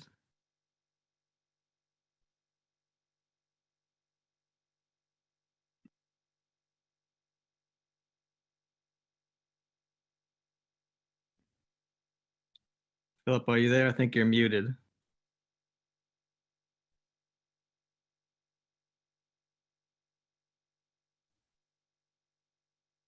Philip? Hi, can you hear me now? Yes, we can hear you now. Somehow it got muted. Thank you. So Philip Tass, I'm the Vice Provost for Academic Affairs at University of California at Davis. I assumed my role as Vice Provost in 2018, and we were just going into a post-advanced stage. And I felt that if I was going to make any difference at all as a Vice Provost, I was going to have to begin to disrupt the comfortable practices, that we have at UC Davis. And in a way, I think of it sort of as saying that we're going to comfort the afflicted and afflict the comforted. So we've done a number of things in the last few years. Like RIT, we have a STRIDE-like program to train recruitment committees in implicit bias. But because California exists in a Proposition 209 environment, which means that we cannot use gender or ethnicity in hiring practices at all, we're making a big emphasis on using contributions to diversity, equity, and inclusion statements, both in the recruitment process as well as in the advancement process. And I found that these kinds of statements can be essential to success if you use them well. One example of this is a grant that we received a few years ago to do a special type of hiring of 8 faculty, in which we only let the recruitment committee see these contributions to DEI statements. There was a lot involved in it that I don't have time to go into, but at the end of the day, out of those 8 ladder rank recruitments, 7 of those 8 were women, and 8 of those 8 were people from underrepresented groups. Now, after that, we learned, though, that the campus wasn't quite ready to implement this on a campus-wide scale. So we're doing a number of other things, which includes online training for faculty to help them understand how to use DEI statements and advancements, including how to write them. We got a grant to do theatrical training to try to help recruitment committees better understand how to use DEI statements in the process of hiring individuals. We're doing a number of other things as well that we're trying out. We're a very experimental group of people at UC Davis. So for instance, we received a grant to do evaluation of climate assessment at the department level. And we're looking forward to actually collaborating with Susanna Rose at FIU to learn how to do bystander intervention at well. We received another grant to look at student evaluations for bias, not the scoring, but the actual student comments themselves, to understand better how women and underrepresented minorities receive lower evaluations. We're working on efforts that are really novel to try to avoid the passing the harasser that all of us are aware of. So we've instituted programs in which anybody applying for a position, a faculty position at UC Davis, must sign a waiver that we can go back to their previous institutions so that we can learn about any type of documented misconduct that they've had. This is a program that we've talked to AAU about in the hopes that other AAU institutions will be institutionalizing it. And finally, salary equity is always an issue on campus, and we've done a number of salary equity programs. And in fact, we do salary equity analyses every year as well. We're about to undertake another one in the coming year, and our new provost is very anxious to try to do mitigation with respect to salary equity. So, we couldn't do this without getting a number of grants, and we've been fortunate at UC Davis to get over $2 million in grants over the last, let's say, 4 years from the UC Office of the President. And these grants, again, allow us to try to experiment with different approaches to hiring and advancement to try to mitigate the disadvantages that people from underrepresented groups or women have experienced in academia. With that, I'll stop. Thank you very much. Thank you very much. Caroline's up. Could we have her slide, please?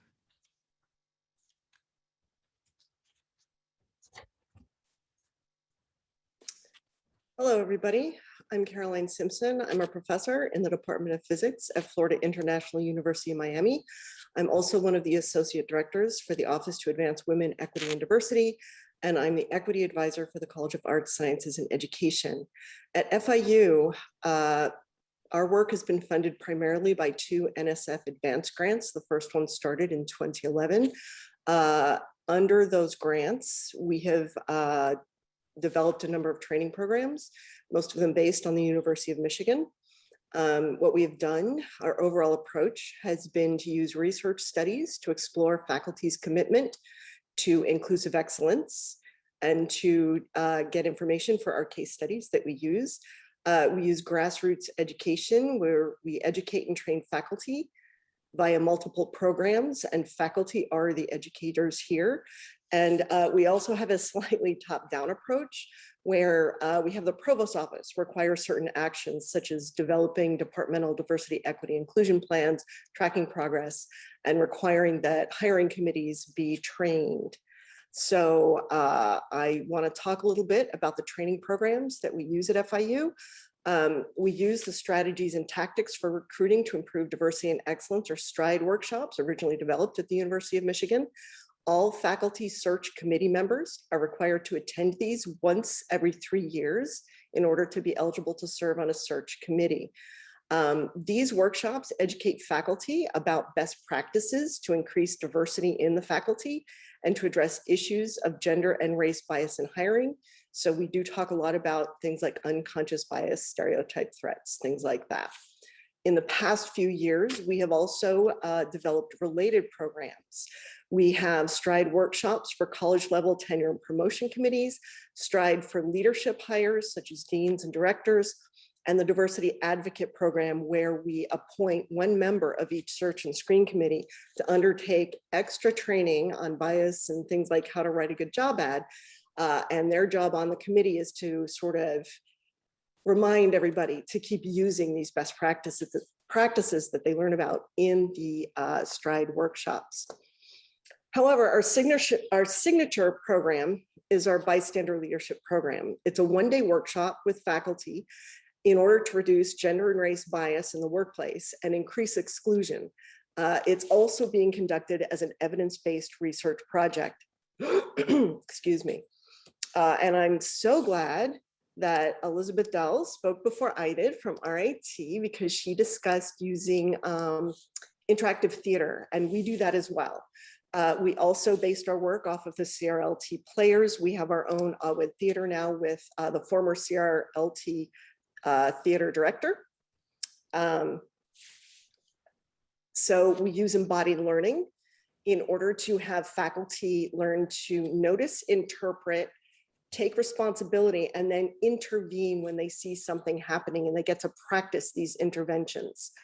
We have other programs as well that are less focused on actual training, that are a little more policy-based, departmental diversity and inclusion plans, our microclimate project, diversity mentor professorships, and our faculty mentor program, where faculty from different departments are paired with a junior member and a senior member. That's been very popular as well. And I'll stop there. Terrific, thank you. Megan, you're the last presenter.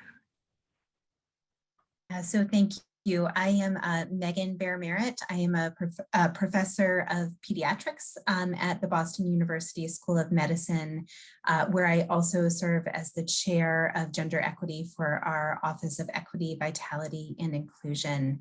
And first, I just want to give a really large thanks for the opportunity to be here today, and such appreciation for bringing this issue to the forefront, and also for the opportunity to learn from my colleagues. And I think you'll hear many similarities and synergies to what's been presented by other panelists. We have not tried interactive theater. I am really intrigued and hoping to learn more about that for our institution.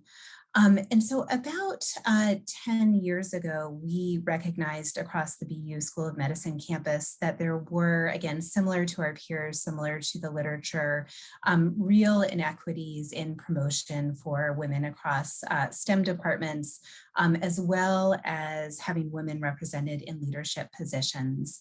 So our Office of Faculty Development took that data and went on to do a number of needs assessments. And so surveyed women across the campus, did focus groups, did interviews to really try to understand perceived barriers and to respond in ways that came forward as top opportunities. And so one of the things that women discussed in these interviews is the need for really a no wrong door type approach to faculty development and faculty development opportunities that facilitated mentoring, that facilitated sponsorship, that allowed for peer networking as well.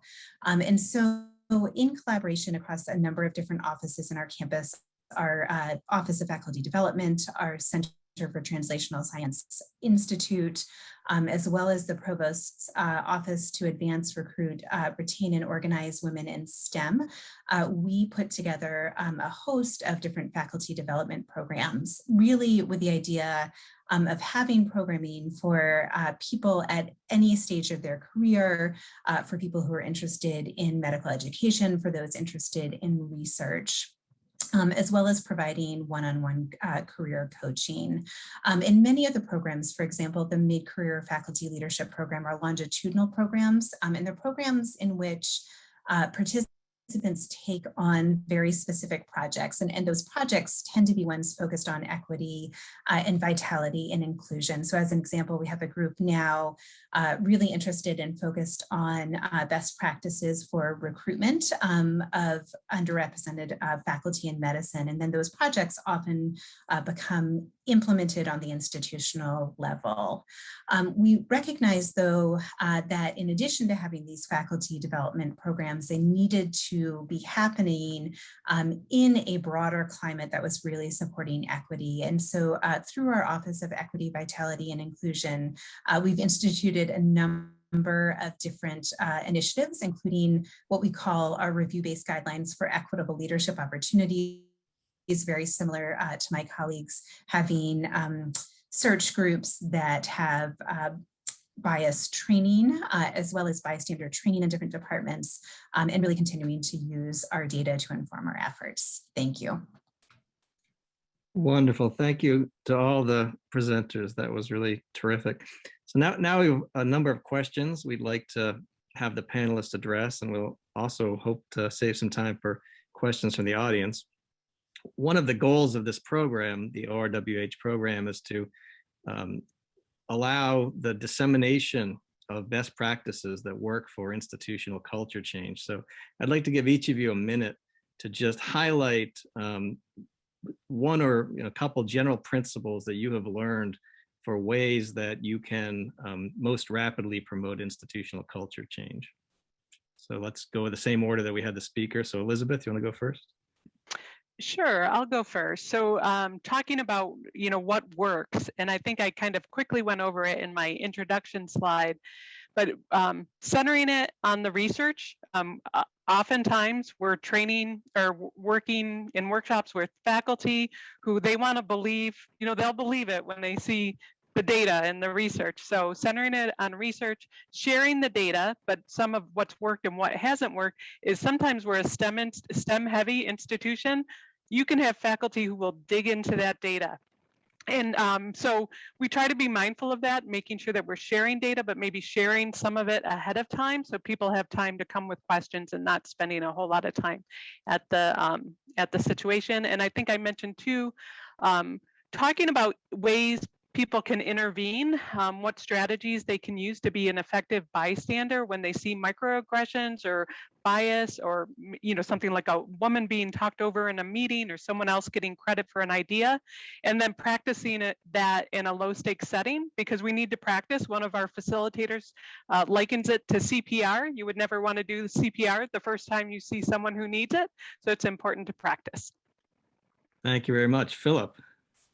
Well, there are a couple of things I want to just quickly say. One is that if you're going to be changing the way that your faculty look, you've got to put a lot of effort into having outstanding recruitment committees. Too often departments pick people whose turn it is to go on these committees.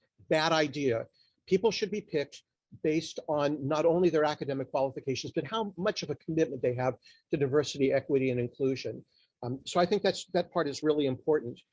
We had the most success when we actually did central training of recruitment committees. So my Office of Academic Affairs was actually intervening and training the actual department level or college level recruitment committees. The other point I just want to make is that while the University of California evaluates its faculty on research, teaching, and service, we also try to get our faculty to understand the contributions to diversity, to equity, to inclusion, to belonging can interface with those three areas of evaluation, such that a record can be turned into an outstanding record if people are making these contributions, and we can recognize them and we can reward them in areas like research, teaching, and service. So changing the culture means getting faculty to appreciate that an excellent researcher can become an outstanding researcher, or an excellent teacher can become an outstanding teacher when they integrate DEI into their job responsibilities. And that takes change. And those are some of the things that we're working on through our programs that are coming up. Thank you very much. Caroline. So I'll echo a little bit of what Elizabeth Dell was saying about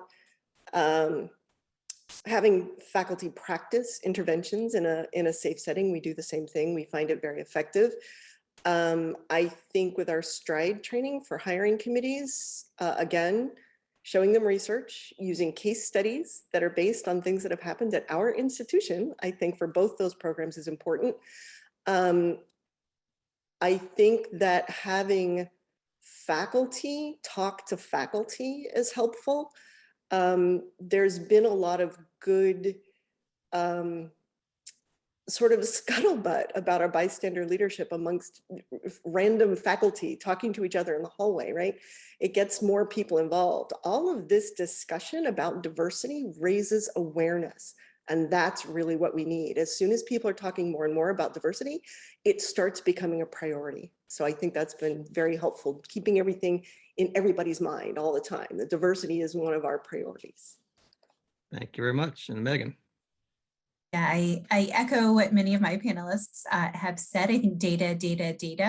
So data bringing in evidence-informed interventions and practices, but also, you can't measure what you can't change what you don't measure. So understanding over time where you are for women and faculty of color with regards to promotion, leadership positions, having that data freely available to people, and then getting data also back about your own programs and iteratively improving your programs to better meet the needs of the community. And, I think the last thing is really having many different ways for people to get involved in DEI efforts, from very large and substantive to everyday, hearing about those opportunities, big and small. So lots of different ways that people can get involved. Great. So at the risk of turning to the negative, I think it's often useful to hear about things that didn't work. So what I'd like to now ask the panelists is one or maybe two things that they tried in terms of training or, to approach culture change that did not work. And so let's go reverse order. So Megan, we'll start with you this time.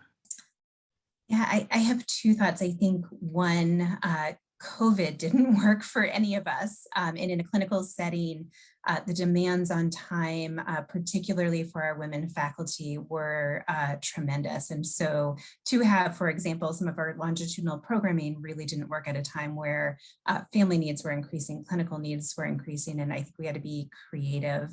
I think the second thing to put out there that I think we've experienced is we are at a very, I think it's safe to say, progressive liberal institution. And I think sometimes, and we have many wonderful women leaders.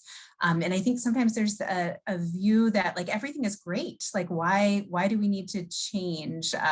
We're doing this well already. And so I think there's a need to continue again with data and with conversations to talk about the challenges that many women still face in STEM. Thank you. See, it's cognitive test for me, but I think Caroline would go next in this order. I think with us in the bystander training, we realized pretty quickly that our international faculty sometimes didn't have the cultural background to understand actually the basis of some of our skits. So we started looking into the complications of microclimates due to cultural diversity. For example, in our College of Engineering, 85% of them are from Asia, the Middle East, or Eastern Europe. And we developed these microenvironments in labs, right? And so it's hard to figure out how to reach into that in an appropriate way that people understand. But once we started paying attention to that, it actually became a little bit more successful. But it's where we still sort of struggle is with getting the correct concept of intersectionality and its effects on faculty. It's often very misunderstood. And again, our international faculty in particular have trouble understanding intersectionality. So that's something we're still working on. Terrific. Philip. Well, one of the things that we experienced after we began to really empower faculty to utilize the statements of contributions to DEI is that much of our campus was simply not prepared for that. And we're an R1 doctoral university, and people began to say that if we really use these statements for recruitment or for advancement, that we're going to degrade the reputation of UC Davis. It got so bad that there was actually a campus-wide referendum through our academic senate that opposed the use of these statements, not only in recruitment, but even in advancement as well. And while that referendum went down in defeat, it was actually a relatively narrow vote, if you can believe it. So that informs me that we need to do a better job on our campus of teaching people about the importance of DEI and belonging, and training them, even potentially using rubrics, how to evaluate these statements and utilize them to people's advantage. Another thing that we have done is incentivize people who are doing this work, because in our advancement system, you can actually get an acceleration if your contributions to DEI rise to the level of outstanding insofar as they intersect with the research, the teaching, and the service as well. Thank you. Finally, Elizabeth. Hi, and following up on what Philip was just saying, I'm sorry, can you still hear me? So I think the importance of recognizing the contributions and rewarding to diversity, equity, and inclusion, because you can have some people who get stretched thin because they're very passionate about this and they sign up to help with a lot of things. So that is very important. The other thing, a challenge that we faced was the understanding that gender is not a binary. So trying to look at our training, look at our messaging, and make sure that we are not portraying gender as binary. So that's been one thing that we continue to work on, and something that was kind of brought to our attention years back. And related to that, when we had the Advocates and Allies session, we started it with men only. It was men doing they were the facilitators, and men were the participants. And the men would say, but we want to hear from the women. We want to say, is this happening here? So we wound up having two offerings. There would be an offering that was single gender, and then one that was open to all genders, just so people could sign up for the opportunity they wanted, because there still is a need to have those single gender opportunities too, where people can, confront their own biases or whatever in a setting where they're not worried about being overly scrutinized. So I think that still plays a role. Thank you. So one thing that was alluded to in past sessions in this meeting is the sort of preaching to the choir effect that, it's easy in training sessions, for example, to get the people who are already engaged or at least already interested in the topic to show up. But maybe the people who you might say need it the most are the most reluctant to show up. So I'm curious from each of you how you dealt with that in your various initiatives. So we'll go in a random order now. We'll start with Caroline.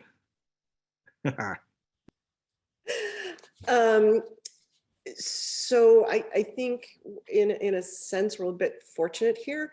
After the first advanced grant and transitioning into the second, we have an institutional transformation grant. Susanna Rose, who's the associate provost who runs Awed, had that office created, and it's located in the provost office. And so we are able to mandate from the provost office.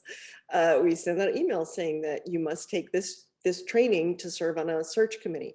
And we've been doing it long enough now. We started in, like I said, like 2011, 2012, that faculty are used to it. And they need to go and take that training. And we're starting to do some accountability finally for real with it, because we also, a couple of years ago, decreed that every department's going to have a diversity plan. And from those plans, we created a report spreadsheet for each chair that has metrics and items. And one of them is how many of your faculty that served on search committees were stride trained. And they, it's only 50%, although usually, honestly, it's 100 these days. The bystander leadership is different. That was originally by invitation only. We're resources limited, like everybody.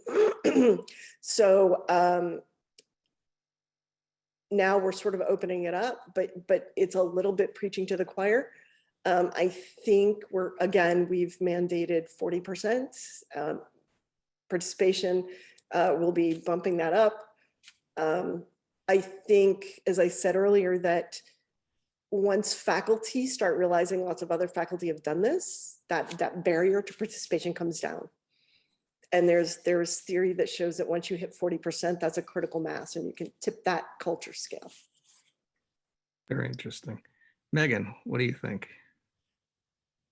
We similarly do have some of our trainings are mandated. I think the other thing that we have started to implement is for all of our chairs, having a diversity, equity, and inclusion scorecard. So really talking about trainings that everybody has been in, and what do their demographics look like in their department, and what does promotion look like, and how are people feeling in terms of feelings of belonging, experiences with mistreatment. And I think as you start to recognize what's going on, then you have leadership encouraging people to participate. And so ensuring that our leadership really understand what's going on in their departments so that they can become champions of these efforts and these trainings. Elizabeth, what do you think? Kind of piggybacking on what Megan was saying about leadership involvement, getting leadership on board to, push out the invitations for them to be at the events and be actively participating can be very important. And on the subject of leadership is portraying these workshops and the trainings as a leadership development opportunity. So as people, if they want to be a chair, be a dean, these are going to be people leading DEI efforts. And so that's a way that they can develop themselves.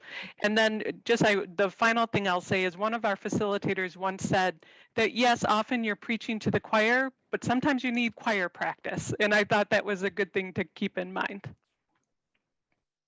Excellent, thank you. And finally, Philip.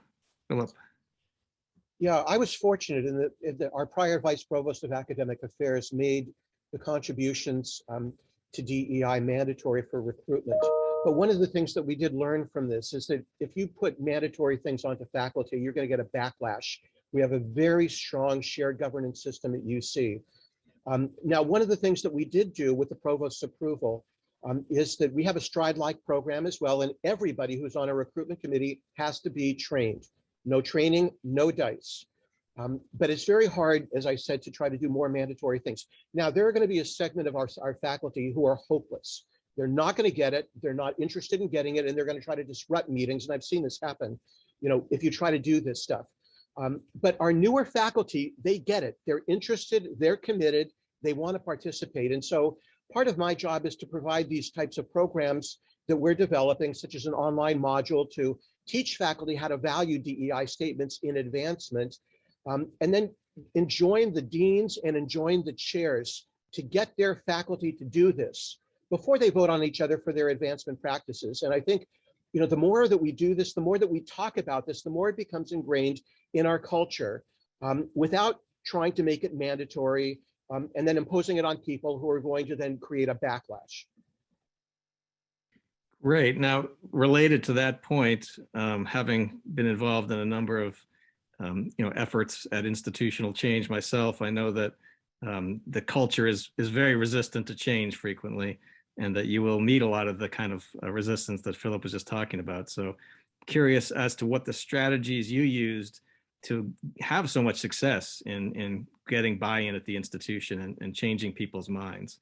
So we'll go in the original order. So Elizabeth.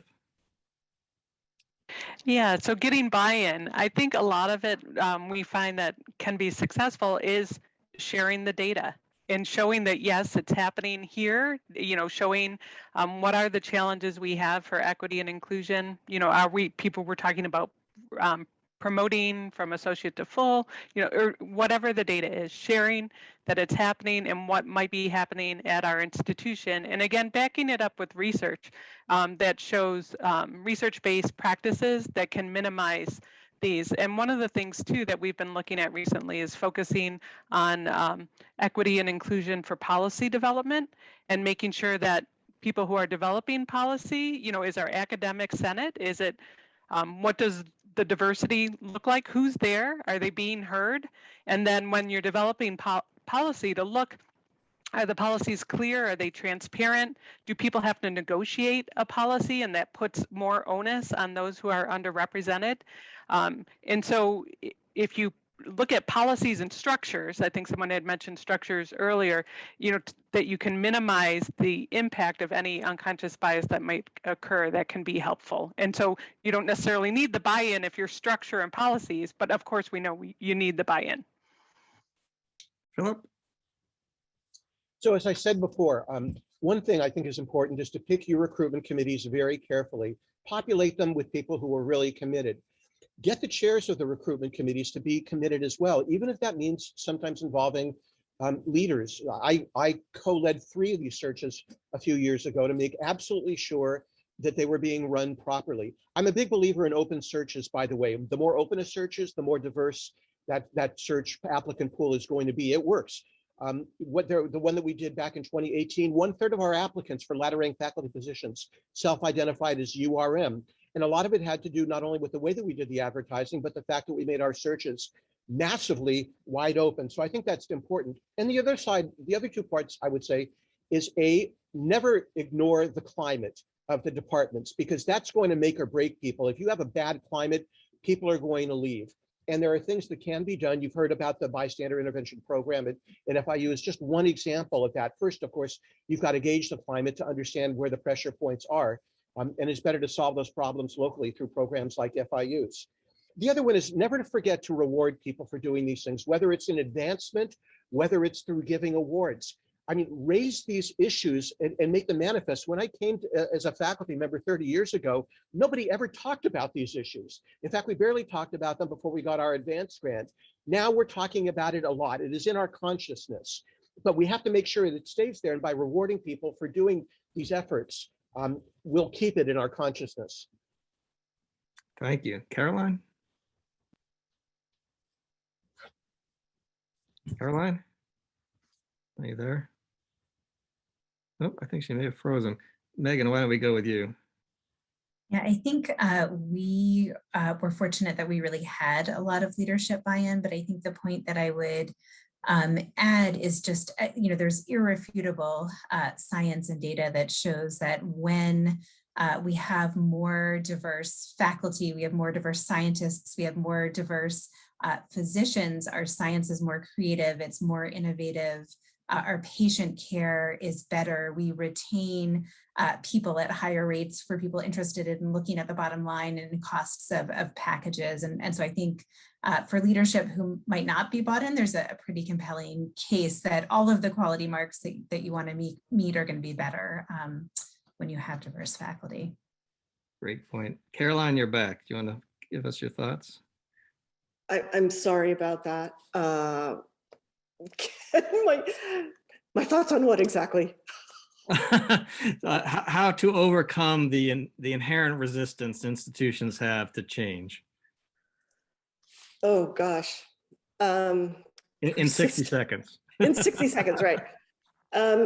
Again, I think if you do something that's somewhat enjoyable, and the bystander leadership weirdly is enjoyable, especially we've got this, sort of professional theater group that does stuff. And faculty get to spend all day sort of networking. It starts breaking down those barriers that this is sort of an onerous thing I have to do. And as I said before, people start talking to each other in the hallways and saying, you should do that. That's kind of fun, right? And I think having both a bottom up and top down approach helps. So we have this kind of grassroots faculty finding these things valuable and becoming very passionate, committed, along with some of these sort of mandates from above that you kind of need to do this, because you really need to get that big buy-in in any way you can. A lot of terrific ideas there. So we have a question from the audience. This is from Carla, who wants to know, other than forums like this, how do you broadly share these kinds of programs and the experiences you've had with others? So we'll just open that to the panel, see if a couple people want to answer that. How else can we disseminate it? This is a great forum, but what else can you do to get other institutions to try what you're doing? I think making pieces of your program available. Our theater group is available. The Alwyn Theater Group is available to run not the full bystander leadership, but work with you to do skits and do a program with you, for example. Participate, I think, having your institution or your team participate in related efforts like Sea Change, like the ARC network.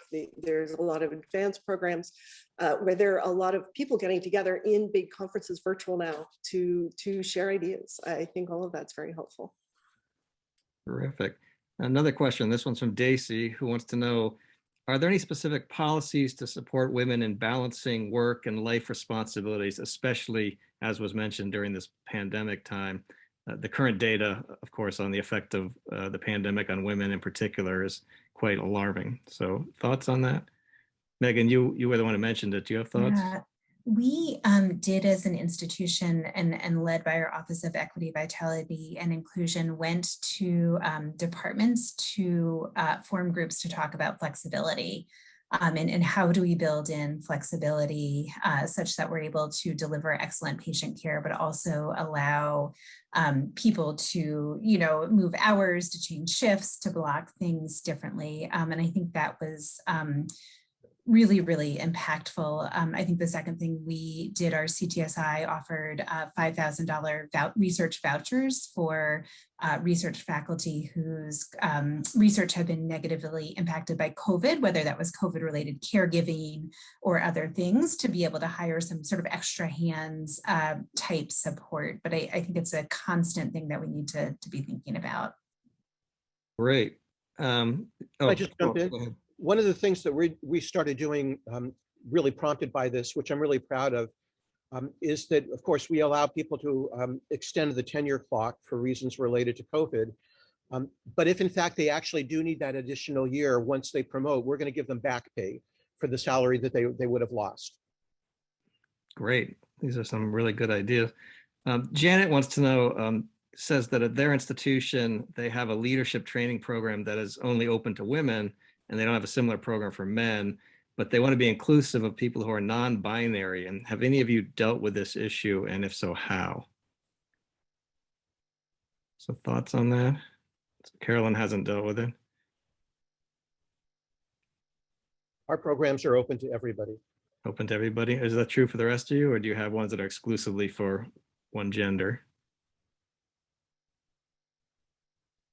We have activities that are promoted for women where we're targeting things in the research that it says like women, like negotiation skills, for example, that there's a need related to gender.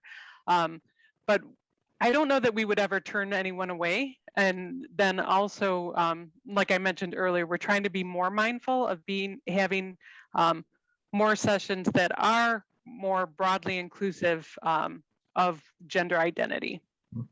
Maybe that's the key, is to be inclusive and not turn anyone who really wants to participate away. I think we have time for one last question. The timing is excellent. This is from Anandi, who says, thanks for all the wisdom. What might some strategies be for candidates applying to your institutions for faculty position in terms of someone who's done a lot of work in DEI and making the case that that should be considered? Any thoughts on that? We have 2 minutes.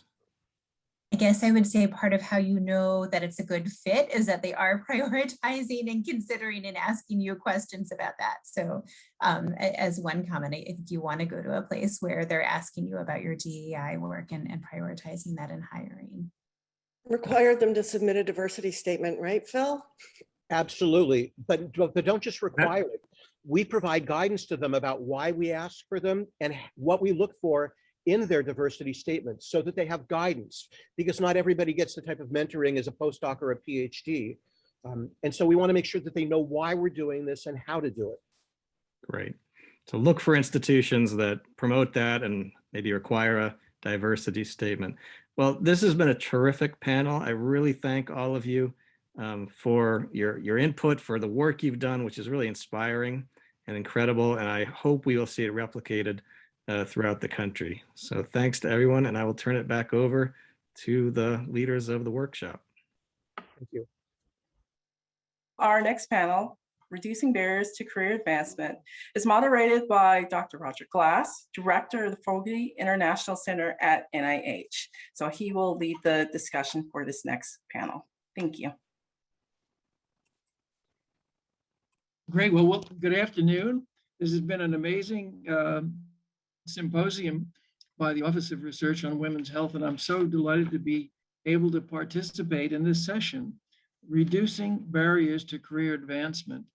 We have 4 outstanding panelists, and before we begin, I just want them to introduce themselves and perhaps say a sentence or two about their institutions, their positions, and the culture of their institute and their institutions. So maybe starting in the order that you're on the screen, Stephanie Abul, please introduce yourself and welcome. Yes, hi. Thank you, and hello to everyone. Such a pleasure to be here. I am Stephanie Abul, and I am in the Department of Emergency Medicine, and really here in my role as having been the executive director of a dean-funded program called Focus on Health and Leadership for Women at Penn, at the Perelman School of Medicine at University of Penn.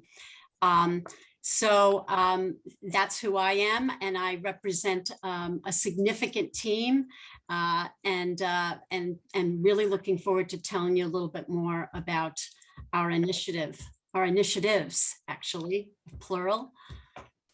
Great, Stephanie, thanks very much. Susan Roberts from Worcester Polytech. Please introduce yourself and tell us what you do. Hi, everyone. I'm standing in for my colleague, Sue Roberts. My name is Chris Demetri, and I'm one of the co-PIs on WPI's Advanced Adaptation Grant, focusing on the associate to full promotion. The culture of our institution, we are a STEM intensive research institution that has a long tradition of valuing theory and practice, as well as a balance of teaching and research, both across the institution and within individual faculty work. I look forward to the panel. Great, thank you, Chris. Florestina Peyton Stewart from Xavier University of Louisiana. Florestina, welcome. Thank you for having me. My name is, as you said, my name is Florestina Peyton Stewart. I'm from Xavier University of Louisiana. Xavier is known for our STEM programs, but we hold true to our liberal arts roots. We have 2 colleges at Xavier. We have a College of Arts and Sciences, as well as the College of Pharmacy. and I'm here serving in my role as the Associate Provost for Faculty Affairs. And I will be talking to you about the amazing work that our advanced team has done with our NSF Advanced Adaptation Grant entitled Zula Strides. Zula Stride, great name. Thank you. And Marguerite Bonus-Hamarth from the University of California, Irvine. Marguerite, welcome. Thank you. I'm Marguerite Benu-Hamarth. I'm an Assistant Vice Chancellor here in our Office of Inclusive Excellence at UCI. I also have a colleague joining me in the audience, Diane O'Dowd. She's our Vice Provost of Academic Personnel. And we're just representing many individuals whose work has really supported our Research Forward R1 institution, both in its knowledge generation, but also as being a minority serving institution on many fronts and a land grant institution serving the needs of the state. So I look forward to our conversation. Great. Well, with that, we can remove and think about removing barriers to career advancement through a variety of different ways. Recruitment, training leaders up the academic ladder, mentoring young people into positions of seniority, retaining those people that you have, and general support. So I'd like to ask each of you, what was the factor that drove you to institute a change institution and to include this in the programs? And maybe we'll start in the same order, or let's start in the same order as we did before. Tell me the area of that removing barriers and how you're addressing it specifically with one phase of those activities: recruitment, leadership training, mentoring, retention, or general support. Stephanie? Well, if I have to pick just one, and I mean, one of the things that we focus on is working truly in a mosaic of initiatives. But one of the initiatives that we've been most excited about has to do really with what we call career leadership training.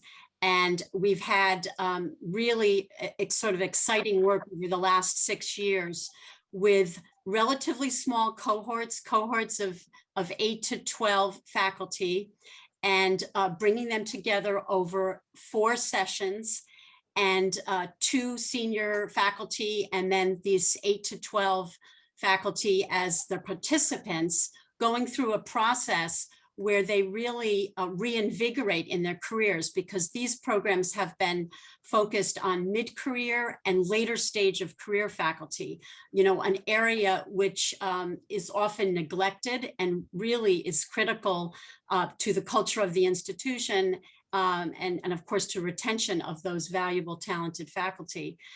We take them through a process whereby they really clarify their goals. They think about their strengths, their weaknesses, what's excited them in the past. And on my slide here, I'm really talking about what we call these longitudinal cohorts. Anyway, very exciting work that we've done, that we found, at least qualitatively in terms of our evaluations, really does give mid-career and senior faculty a chance to reinvigorate, and of course builds community. So it's both skill building, reinvigorating of careers, and building community. Very, very nicely said. And I like the diagram of bottom up and top down leadership and faculty development. That's terrific.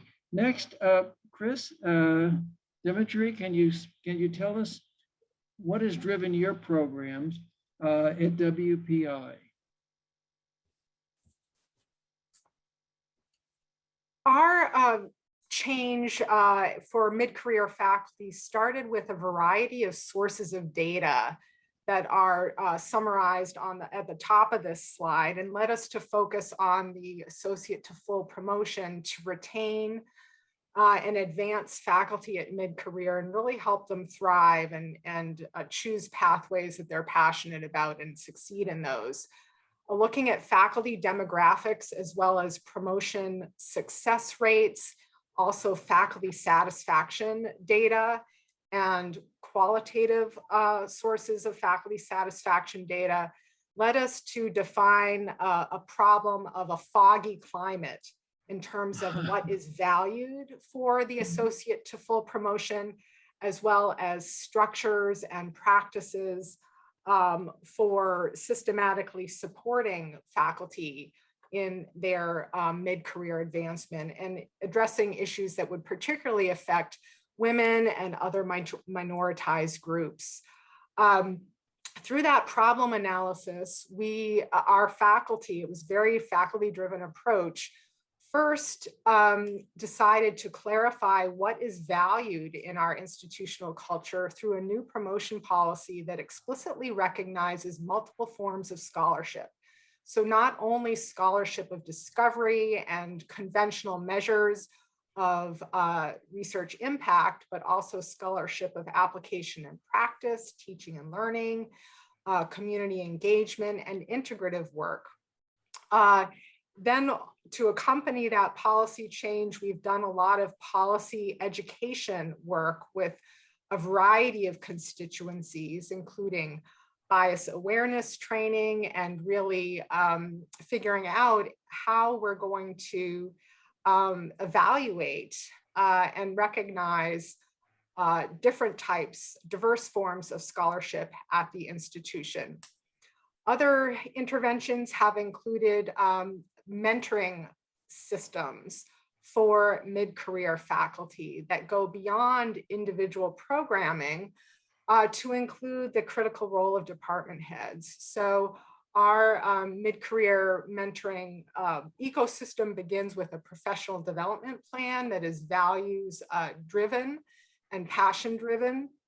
That's accompanied by a self-selected mentoring team, and then work with department heads to really transform their role from and their annual reviews with faculty from an evaluative model to a professional development model that's more uniform for faculty across the institution and across departments.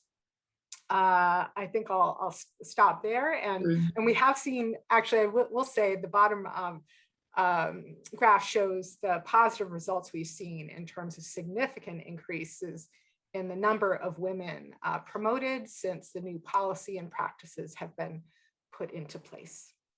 Great, and that graphic is lovely, Chris, so thank you for presenting that. Florestina, you're next, and tell us what's driven you to make these changes and how have you affected them? Okay, that's not my. We are, as I said before in the when I previously spoke, the title of our NSF adaptation grant is Zula Strides. Thank you. And that stands for Supporting Transformation, Intersectional Directions to Engendered Success. And this whole entire process is rooted in intersectionality theory. So we did a three-prong approach. And that was first, we wanted to look at our whole university as a whole and reflect on who are we serving, and that's our students. And when we did that, we looked at the makeup of our students, and over 70% of our students are young women. About 65% of those young women are African-American women. And over 60% of those students actually major in biomedical disciplines. So that made us look at our faculty population. And what we saw was only 10% of our tenured or tenure track biomedical faculty members were African-American women. And we also looked at the national average of women in STEM. So how can we address the national average and address this disparity that we saw on our own campus? So we utilized this three-pronged approach, and I'll mainly focus on the recruitment efforts that we used. First, we assigned a faculty administrative fellow, and that was myself at that time, right? And the faculty administrative fellow handled and coordinated all diversity, equity, and inclusion initiatives on our campus, really centering around our search and hiring process. You know, who's serving on our search committees, making sure our search committees were diverse, making sure our search committee members were trained. And that training involved training our faculty members how implicit bias does come up during the search and hiring process. It also talked to them about how do we develop our evaluation criteria for our faculty members as we're onboarding them. So that's just some of the things that we did around standardizing our search and hiring process. We also looked at our leaders and reached out to national experts in the field and evidence-based trainings that were available to train our department heads, our administrators, as well as our faculty members who aspire to be leaders one day. And then the third component, which I could definitely talk to you more about, is our mentoring and peer networks. We call it Meet Your Village, where we had a space set aside for our faculty members, junior faculty members, or seasoned faculty members to come and learn and grow from one another. And these safe spaces and the topics that we offer were actually driven by the faculty participants who came along, who attended, I should say. And so using this three-pronged approach, we were doing this to increase the representation of women and minorities in leadership at all levels at our institution. And I can talk to you more when there are more questions. Okay, and I'm looking forward to hear about the success also when we come back to you. And last on this first round of questions, Marguerite, tell us what drove you and your colleagues at the University of California, Irvine to engage in this activity and to see what you could, how you could make a difference. Sure. Thank you so much for allowing us to join and share some insights. I think I'd like to emphasize in just the brief time our UCIC change framework. It really builds, as you see here, on a larger set of guidance from our UCI strategic plan, where we were growing our faculty by 250 new faculty members, our Inclusive Excellence Action Plan, which has some tried and true best practices and strategies.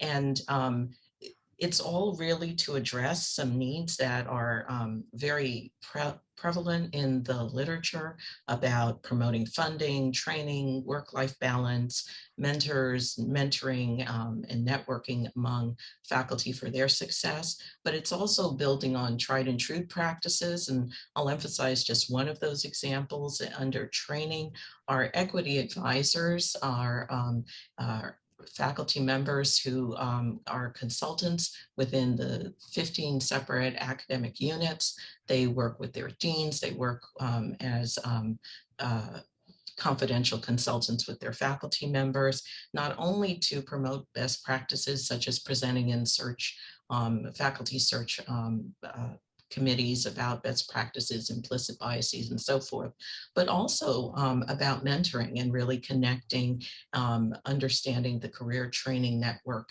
and the career training trajectory that faculty members might have. And so they're often called upon to look at salary equity issues, consult with the faculty members as they forge ahead. I also wanted to emphasize the mentoring aspect of our, we feel that this is a very important center and practice for our campus. We've had success with, of course, our associate deans, and within the academic units, there have been different mentoring of junior faculty and understanding that. But recently we've started doing more centralized approaches. Simmer training was one of them, where we're looking at research-informed training to help faculty members not only become better mentors, but also work with their mentoring networks of faculty. And then our associate, our vice provost, of Academic Personnel has co-developed a Provost Leadership Academy with distinguished professor Andy Policano. And that Provost Leadership Academy is really looking at the next tier of support that is needed among faculty members who are identified by their deans as moving from from faculty positions into chair positions and other leadership activities across the campus. Even though I've just touched upon a few of these elements for supporting funding, the training, finding work-life balance and mentoring and networking, it really becomes a more integrated, holistic approach. We're always going to be data-driven, looking at what those data are telling us in terms of new programs that might be needed and developing that along the way. But it's also going to be building on those interventions where we've had success in really shaping and improving outcomes for our faculty members. So I'll stop there and look forward to the remaining conversation. Great, Margaret. Very nice graphic of what you're doing and how you're approaching this. So, well, next question I have for the group, and I'm looking for the Q&A so that when we finish a round of questions, we'll start to get questions from you in the audience. And we have 223 people on this program, so there should be a lot of questions. I'm going to go around the next round and ask about the strategies or interventions that you used that were most impactful and where you have data to document their efficacy. What do you think was the idea that you could best share that made an impact? And perhaps those that you tried but were unsuccessful. And Stephanie, I think you're at the top of my list again, so let's start with you. Sure, because in that initial go-round, I'd love to expand a little bit. There was a more directed question, and I'm just going to give just a little bit of an overview and then try to answer that great question. I mean, I think that for our institution became really galvanized over gender equity and gender diversity about 10 years ago. We were fortunate enough to get one of the 14 R01 grants that the NIH offered.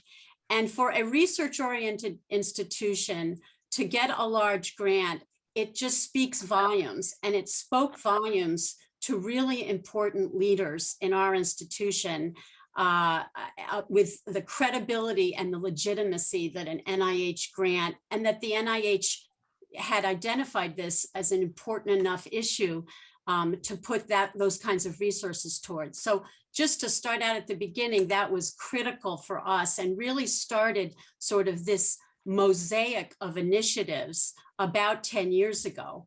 And through that grant, where we did a cluster randomized controlled trial that had many different initiatives as part of it, we really walked away with an appreciation that this top-down and bottom-up effort, as I think others have mentioned, is so critical to thinking about, working both ways if you really want culture change.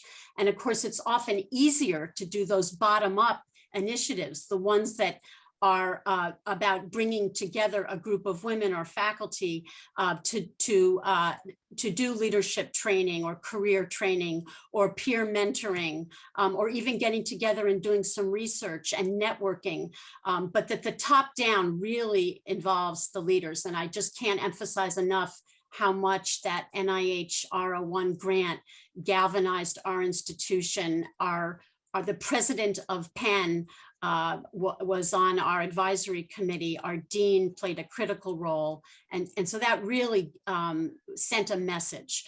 I will say that for each one of these, we had initiatives, and in the interest of time, I can't go through all of them. There literally were dozens of initiatives over the last 10 years.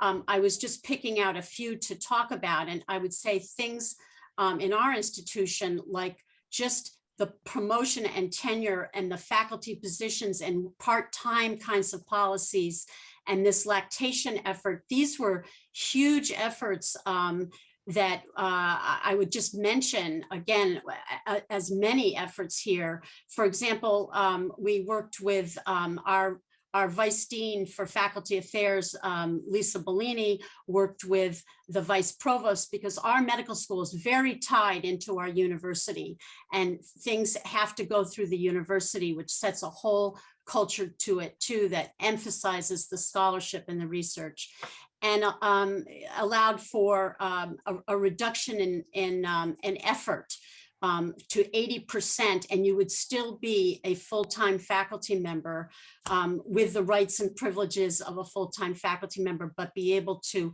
reduce your effort to 80%. And for folks with clinical responsibilities, and that's where this policy really was directed to our faculty that have education and some research and scholarship, but also significant clinical responsibilities. That's really an area that's tough for folks, and I think one where efforts have to be focused. So that's been huge. So they can go down to 80% effort, and that can go on indefinitely. Our lactation effort was huge, took about 3 years, expanded our space, put equipment in every single room, was created after a thorough needs assessment and getting expert opinions. And so the lactation policy was one I wanted to mention. On the bottom, in terms of bottom up, faculty driven and program driven, the only other one I want to mention, I mentioned those longitudinal cohorts that we've been so excited by. But another example was that we got our dean to support us in asking division chiefs and department chairs, I think, a level of leadership that is often not engaged enough in this effort, to assign task force and spend 2 years coming up with an initiative in their department or division that was appropriate for their world. Like neurosurgery is different from family medicine, and the faculty in those departments have different cultures and different issues. And so this was a very important initiative that was directed at the department level and led to all kinds of exciting efforts that varied everything from getting home workstations for radiologists, and this was now about 8 years ago, to looking at a call schedule and making sure that the junior faculty in that division weren't really being taken advantage of. So just, and again, I could give many examples, but just to show you the kinds of different things. So that's my kind of overview about what to highlight from our program. Great, and that was really well stated and clear, and you've done a lot with that NIH grant. We're going to come back to that as our last question, how NIH can help. Chris, most strategic things that you have done that have been successful, or a few that may not have been successful? Our strategies and interventions have really focused on system level structural changes and interventions that address known barriers for women and other underrepresented groups, but also will result in improvements for all faculty. And we've seen that our new promotion policy that recognizes multiple forms of scholarship is benefiting everybody, and especially women faculty. Our data show that more women faculty compared to men who've been promoted are pursuing non-discovery forms of scholarship as well as discovery forms of scholarship. But the new policy seems to have opened the pathways and recognitions for those pursuing diverse forms of scholarship. Perhaps an unexpected success for us has been our work with department heads on annual reviews. And our interviews really with mid-career faculty really indicated that that was an important direction to look at. Previously, those annual reviews had been evaluative, sort of superficial checkbox mentality. We've developed a conversation template for those annual reviews that really asks faculty to identify what they're most proud of, and the department head reflects on that too for the past year. What are their passion projects? How are those projects connected to departmental and institutional strategic goals? What's on their plate? And then strategizing and brainstorming about what might need to be cleared from their plate to help them achieve those goals on their passion projects. That's been so successful, this conversation model, that many department heads have extended the model to all faculty, not just mid-career faculty, as well as some of their staff. Great. I'll stop there. So sounds like insightful ways to go about this. Florestina, your chance to tell us what you think has been the most impactful strategy that you've used at your institution and in your position in recruitment. I think the most impactful thing that we have done has been to be inclusive. Even though our grant was centered around STEM faculty, we made all of our initiatives available campus-wide. So there was participation from other than women, other than STEM faculty, at the activities or initiatives that we brought forward. But one of the major things, as I said before, was standardizing the search and hiring process, equipping our committees with knowledge and the skill set to be able to really holistically evaluate our applicants. And I think we're all in academia. Education is the key. You have people or individuals who are probably following processes that have been the same way for several years, and really showing that there's always room and time for improvement. So implementing and reformatting our search and hiring process was big. Really training our faculty members who were serving on search committees how to develop evaluation criteria and you can only base that information on what you have placed in the job ad. So that may seem simple, but that has made huge impacts on the work that we have been doing. And then also being able to provide a space for our leaders and administrators to come together and learn and grow together. So that's what we were able to do when we had seminars on campus that were open campus-wide. We had some sessions that were just for faculty members, but we had other sessions that were centered around diversity, equity, and inclusion that was for all, so that we could learn and grow from one another. So I think all of that has been critical to the advancements that we've made. We've also been able to formalize the mentoring and the networks, as I just said, but we also were able to implement new policies such as the automatic extension for tenure track for our birth and adoption policy.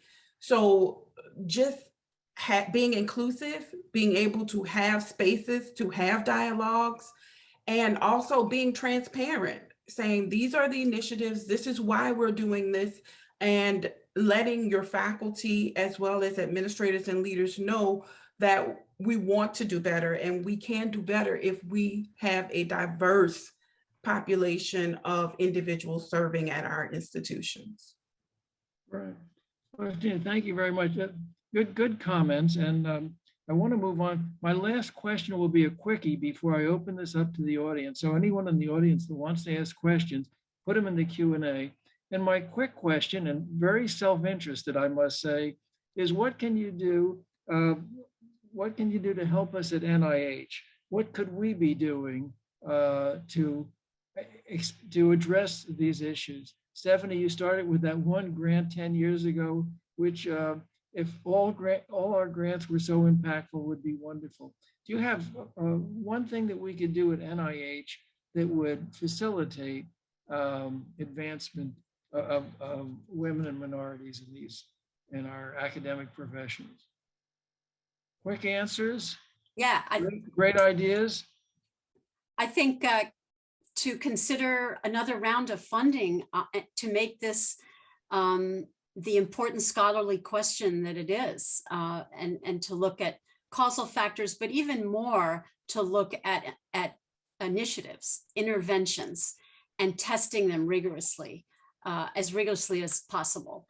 I think it speaks volumes, and speaks volumes often to leaders that listen maybe a little more when there's NIH grant money, coming in to fund these important questions. Very nice, Stephanie. Let's see, Chris. I asked a colleague about this, or multiple colleagues, about what they would suggest, who are more familiar with the NIH than I am. And what they suggested is that the NIH could rethink the approach that's used to determine ESI, or early stage investigator status. That's an example of a potential structural barrier for women and faculty of color. The current process really places the burden on folks who need extensions to take the time to apply for help and justify their need. And that time and ask for help takes away from time they could be using on their research. So, the NIH could examine its data on how many people who ask for extensions are women, people of color, and ask itself, what is the goal of the ESI programs, and realign policies if the data show that to better meet their goals. Very clear recommendation, Chris. Thank you. Marguerite, Florestina? Well, I'll go ahead and start and call upon Florestina as well to join in. I would think that the kinds of recognition that's going on now, especially this forum, is tremendous in terms of not only paying the learning forward, but also connecting us as a community. One of the things with, I will say the same is true with Sea Change and the institutions and the charter institutions that are members there, talking about the lessons learned, but also learning from one another, keeping that learning going. And then, I think back to the start of our UCI Advanced program was funded from National Science Foundation. And so enabling institutions to take those risks or to try the best practices at a different level that supports institutional goals, is grounded from some evidence, but also may not be something that is a very standard or traditional means yet, right? And so it gives us some opportunity to pilot, to test out, because I think we need to approach this from many different angles, not just one initiative, not just one intervention, not just at one level. We need to do this at multiple levels. And really the support from NIH and other institutions and organizations has really helped institutions like my own take the next step forward. Very clear and concise. And Florestina, your recommendations for us at NIH and for Dr. Clayton, who's listening intently, and really all the NIH leaders, because this is something that we're all in together. Your second recommendations. I agree with everything that has been mentioned by the other panelists. I would urge the NIH to pay close attention to the historic Black colleges and universities and minority serving institutions, especially when it comes down to the review process of the proposals that are coming in and who's reviewing them, to make sure that they understand. Your first question you asked us, what is our culture? Who are we? So that plays an important role if the person who's reviewing your proposals don't understand the institution who has submitted the proposal. So to be very selective and intentional with who you select to review the proposals, and also to make more opportunities available to HBCUs and minority serving institutions centered around this work. Don't think just because of the population of students that we serve, because they're minority, that we don't have work to do centered around diversity, equity, and inclusion. I would say that. And I want to say that we are honored at Xavier to be one of the honorees and to be the only HBCU among the panelists. Great. Florestan, good comment, and pay attention to culture is a nice idea that we should think about. I don't think we've paid enough attention to. Let's move on to the questions. There are a number of questions in the Q&A. The first one from an anonymous attendee says, representation on search or selection committees is important, but it adds another service expectation for the underrepresented faculty. You're requested to do so many things besides your normal work. What recommendations do you have, could you provide to these faculty who are asked to participate in these important service engagements that really detract from your otherwise important career goals? Should we go around? You want to answer these individually? We only have a few minutes. Let me give you the other questions and let each of you pick a comment. Another question was, since grants are a large part of scientific careers and advancement, are there practices at NIH and other funders should be adapting to increase the diversity of our grantees? Can we adapt some of these lessons learned from your practices and policies? Let's go on with those two questions. First, who wants to? I've always started with Stephanie. Maybe I should start with Florestina. I think your first question was about the overburden of minority faculty members serving on search committees, correct? On search committees. So I have two answers to that. One is, instead of always looking at your faculty members, especially if you have a small pool of minority serving faculty members, is to also train your staff. Train the staff in that area so that they will be equipped to serve on your search committees, and you're not overburdening your underrepresented faculty members. The second is really approaching your administration to say, if I'm continuously tagged on for these service opportunities, how can that aid in my tenure and promotion process? You know, looking at this as a reward system, looking at it as having that count towards your tenure and your promotion, especially if you're being continuously tasked for things just because you are that person. And I would ask the administration to look at that, because that's not best practices. You know, you have an underrepresented individual who is thriving in an environment that may not be supportive, and then you're continuously taxing them. So I do think the administration needs to look at that, and that means going back to recruiting, right? Get some more individuals to assist. Okay, very nice, Florestan. Marguerite? So in terms of overtaxing and in ensuring, I would agree with Florestina and add in that in addition to extending that training, really making sure that the foundation is based on some evidence practices, evidence-informed practices, so that what this culture change is not just something that is someone's best thought about it, but is actually something that we can test about, and we can see, especially when we look at intersectionality, how is it impacting one group versus another differently, and what should be brought to bear.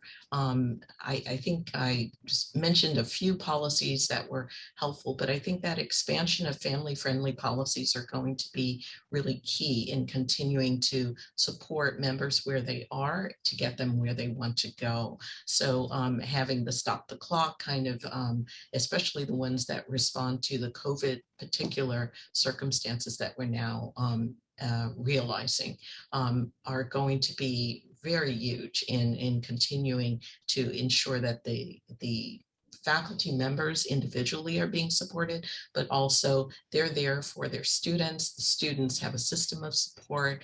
The institution is being productive. So hopefully that was helpful. Great. We're almost out of time. So quick answers, Chris and Stephanie, and then I want to have a vote on the question I'm going to pose to you, raising your hands. Chris? on committee? I really appreciated Florestina's answer. And I'll just emphasize that we're also that a multi-strategy approach is really necessary to that question from the anonymous attendee. We're also trying to think about whether we should try to shift the culture to saying that this type of work, diversity, equity, inclusion work, is not a distraction from our science, but is part and parcel of our science. So can we reward it? How can we, or not can we, how shall we reward it? This very deep identity-driven work for those women, faculty of color, other minoritized groups who want to pursue this work and do it really well. How do we see it as not service, but part and parcel of what science needs to accomplish going forward? Great, very, very nice, and I appreciate that. And Stephanie, a short answer, we're just at time. Yep. Short answer. At Perelman School of Medicine, we have 29 departments, and that includes both basic science and clinical departments.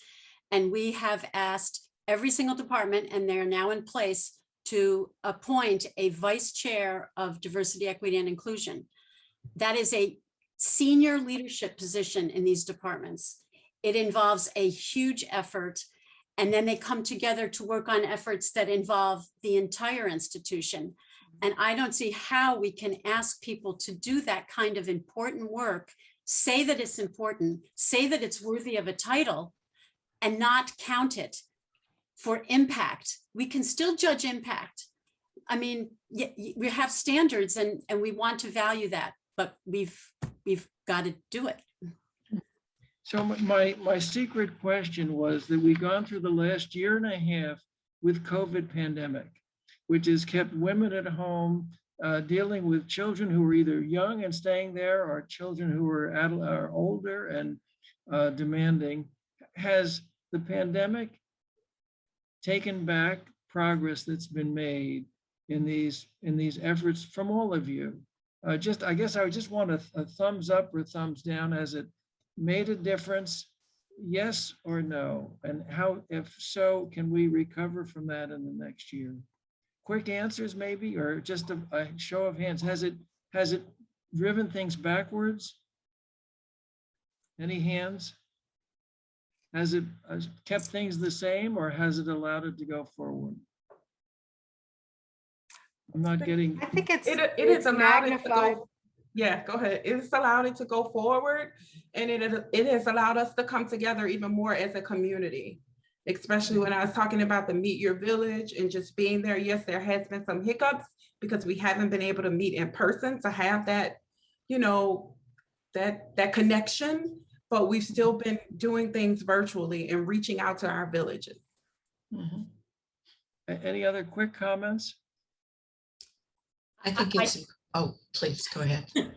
Yeah, I think that it has uncovered how tenuous parenting and caretaking is in an environment that is so demanding. Mm-hmm. And I am going to go way out on a limb and say, I think if we asked for a little bit less, not a lot less, a little bit less in our demands of faculty who are constantly overwhelmed, that's the word you will hear all the time, we would get more. And mm-hmm. and the pandemic just uncovered this tenuousness of what we call work-life balance, for lack of a better word, but it is critical, and I hope this moves us forward. I think that's a really wonderful way to end, to say if we demand less, we will get more. And I think putting those facilities like daycare openly accessible is another demand that you could take away that would let you perform more, as well as the academic challenges. This has been a wonderful session. I've learned a great deal. I've got a couple notes to take back to leadership and to Janine Clayton, who's on the call on this seminar. So we will be thinking about this. We'll have transcript. And I can't thank you enough. It's been a real delight to meet you all and to participate, because I think this is a an issue that I see in my own family, where my wife is a dean and my daughter's a trauma surgeon. Careers that weren't around for women are openly accessible to women when I was a medical student. Thank you all, and we'll bring this to a close. I really appreciate your comments and your openness and candor in responding to this group of questions. Over and out. Thank you. Thank you. Thank you. I would like to just thank you all for attending the panel today or for the event. And I would like to introduce our final panel, Effective Tools for Assessing and Monitoring Outcomes, which is moderated by Zach Thomas, Director of Diversity, Equity, and Inclusion at the National Academies of Sciences, Engineering, and Medicine. Thank you very much. He will take it from here. Thank you. And thank you again for joining us. First, our panel will give us just a brief introduction, and we'll go by the names that are listed here. And so first up, we have Dr. Tiffany Ana Lopez from Arizona State University. Hello, good afternoon. So wonderful to see all of you here today. I am the Vice Provost for Inclusive Excellence at Arizona State University, and my office is in the Office of the University Provost. And I've been in my role, this is my second year. I don't know if we're ready to advance the slides yet.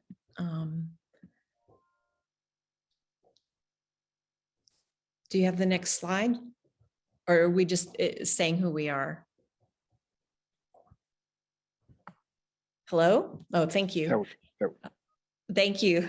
I wanted to prepare a slide so you can have a sense of what we're doing at Arizona State University. And I am a member of our Advance grant, as well as our Sea Change grant. And those are two very important initiatives that we're involved in to advance gender equity. Our charter, ASU has a charter. We're a comprehensive research university, and we have a big focus on inclusion, about who we include, not who we exclude, and their success. And our intervention in culture and systems transformation, our Sea Change action plan began with a core objective, which was to promote diversity and inclusion in leadership and upper administrative positions. And while in a lot of our work, we know that there's individualist change work that must take place, such as implicit bias training and other kinds of training, which I can talk about in our conversation. Fundamentally, it's the structures that must change, which is why we put emphasis on leadership and upper administrative positions as part of our strategy.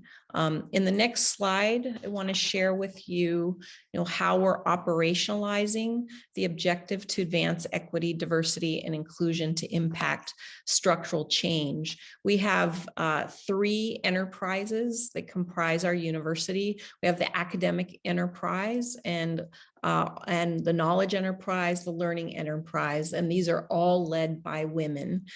So Nancy Gonzalez is our executive vice president and university provost, and she leads the academic enterprise. Sally Morton is our executive vice president of the knowledge enterprise. Maria Anguiano is the executive vice president of our learning enterprise. And I can share later when we talk about how we're using these structures and the enterprises in the institution. I can talk more in our conversation. To look at our advancements that we've made around gender equity, of our 109 deans at ASU, we have 59 who are women, and that's an increase.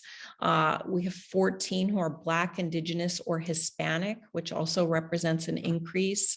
We've increased the number of tenure track women in faculty and URM faculty, which is critical because you want to build pipelines for people to step into higher administrative roles. So we have 783 women tenure track faculty, which is increase. And we have 234 of those faculty who are Black, Indigenous, or Hispanic. And one of the ways that I work in my my office works is I work very collaboratively, and my team works collaboratively so that we can impact and shift the structures. And the way that this works is I partner directly with the provost on advancing core initiatives. I work directly with colleague vice provosts on data, academic personnel, and graduate education. And this ensures diversity, equity, inclusion, and belonging are moving forward throughout the academic enterprise. And I've also set up within our structures that there's a council of dean designates to advance diversity, equity, inclusion, and belonging in each of the colleges. Each dean in our 17 colleges has a designee, and we meet monthly so that we can have channels of movement from the provost's office into all of the colleges, as well as up, so that we can be working together to shift the structures. So I'm very excited about our panel and conversation today, and looking forward to the questions and dialogue with my colleague panelists. So thank you very much. Thank you, Dr. Lopez. Next up, and I apologize if I mispronounce your name, Dr. Christiane Spitzmiller. Perfect. Thank you. From the University of Houston. Thank you. Absolutely. So my name is Christiane Spitzmiller. I'm a professor of psychology, and I am presenting this with Dr. Erica Henderson, our Associate Provost for Recruitment, Retention, Equity, and Diversity, and Jim Briggs. Our initiatives over the last 7 years have been very much grounded in our work and our initiatives and our belief that every single one of our students, and we are a Hispanic serving institution with a significant number of Black students also, deserve to be taught and have experiences of mentorship from faculty members who look like them and who share their lived experience. So we were fortunate that our programming was also generously supported through an NSF Advanced Institutional Transformation Grant and some support from the Sloan Foundation. So what we want to highlight here really is our data initiatives, and our principles really have been to focus on existing institutional data that exists anyhow and analyze that through creative mechanisms that haven't been leveraged before. So we were fortunate to achieve our Advanced Center in 2013, which has since been institutionalized. And what we did implement relatively early on is a strong focus on recruitment and on tracking our applicants and really examining how do our applicant pools change, and on the basis of what to have a positive impact on our recruitment outcomes. So for instance, we examined and linked our faculty search committee composition and the representation, especially of minority faculty on these committees, with applicant pool outcomes, and did find that minority faculty members as search committee chairs were more effective in generating diverse applicant pools than others. We were able to create an Office of Recruitment, Retention, Equity, and Diversity that is closely linked to the Advanced Center.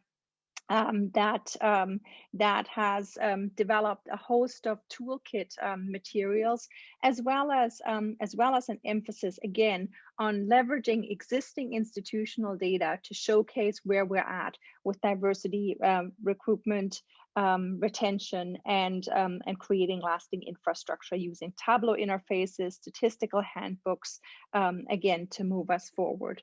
We've also implemented search chair training, which is where we started our stride-related efforts. And what we looked at there is, what impact does that again have when a single person on the search committee is being being trained versus when there's more than one. Again, we found support for training more than one. Then the next thing, and we really try to incrementally move based on evidence from prior years, our practices. We found that we examined our proactive diversity language in job postings, which is something that I think many institutions try. And what we did find there, in fact, is we found very limited effects for that. In our mid-career and dual career programming, in contrast, we were able to, again, calculate metrics for faculty members who'd recently been promoted, and looked at these research productivity metrics to help women who were maybe likely ready for promotion but didn't see themselves that way, to compare their own research metrics to those and encourage them to seek promotion to full professor. Then we also worked on our mandatory search committee trainings. We enhanced our family-friendly policies by analyzing data from children at our child care center to see what impact that had likely on faculty absenteeism. We created diversity dashboards for every unit, creating student data, faculty data, to really hold a data mirror into our own faces to understand where we're at. So we really retooled our processes, again, in data-driven ways throughout the entire life cycle of faculty careers. Our outcomes have been really positive, which is on the next slide here, to just highlight a few. We've been able to increase among tenure and tenure track faculty the representation of women by 26%. The representation of Black women by 108%, Hispanic women by 45%, and we were able to increase the representation of women among full professors, again, by 8% throughout the time frame. Thank you. No, thank you. Next, we will have Dr. Jerica Burge from the University of Minnesota Medical School. Thank you. Hello, everyone. Yes, I am a professor and vice chair in the Department of Family Medicine and Community Health at the University of Minnesota, and I direct our Center for Women in Medicine and Science, or CWIMS. And on behalf of CWIMS, I'm thrilled to introduce you to some of the gender equity work that we do. We use a participatory approach where we simultaneously engage in grassroots and grasstops collaborations between our faculty and leadership to achieve equity and gender equity specifically. We have 4 action groups that you can see here in the yellow pie chart on the screen, where we organize and carry out initiatives around recruitment and retention, mentoring, salary, resource, and leadership equity, and strategic collaboration and communications. The members of these action groups span our 27 departments in the medical school, both our basic science departments and our clinical departments with our PhDs and our MDs. We do a lot of work that's exciting, but today, since the panel is focusing on effective tools and monitoring outcomes, I'm going to focus on that. But I will draw your attention to our QR code at the bottom of the screen to learn a little bit more about our center overall. So when CWIMS started in 2018, we engaged in 4 key things regarding measurement right away. In the middle of your screen, you can see a snapshot of a dashboard that we created that lives in the larger Dean's dashboard. And it tracks key gender equity metrics such as representation of women by department, recruitment of women, search committees chaired by women, search committees trained in implicit bias, promotion of women, women in leadership roles and augmentations, and hiring packages for men and women. And these metrics are meant to keep these important data points in front of our deans, front and center, as well as our department chairs who also look at this dashboard. Second, we wanted to create a report card that allowed us to take this data to more of a public realm and to the rest of our faculty. And so we created on the far right of the slide what we call our Equity Vital Signs or Pulse on Gender report. And what that does is it takes those dashboard metrics and reports them out to our larger faculty. Not only do we become accountable and make sure that we're trying to move the dial on these metrics, it also allows for us to award departments who are doing these things. And so we created an Excellence in Gender and Equity in Medicine, or GEMS award, that's awarded to 2 departments every year that both represent clinical and basic departments in order to really reward people for what they do. So we track and reward.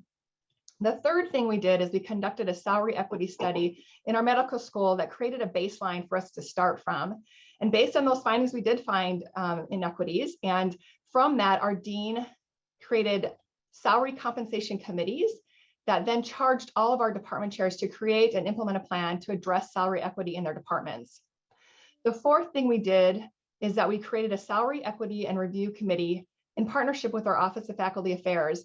This allows both faculty to bring their salary review requests forward themselves, or for department chairs to ask for consultations around salaries, faculty's salary rather. Second, can you move to the next slide? So on the second slide, you'll see one other key part of our approach to measurement, and that is to advance both the practice of gender equity as well as the science.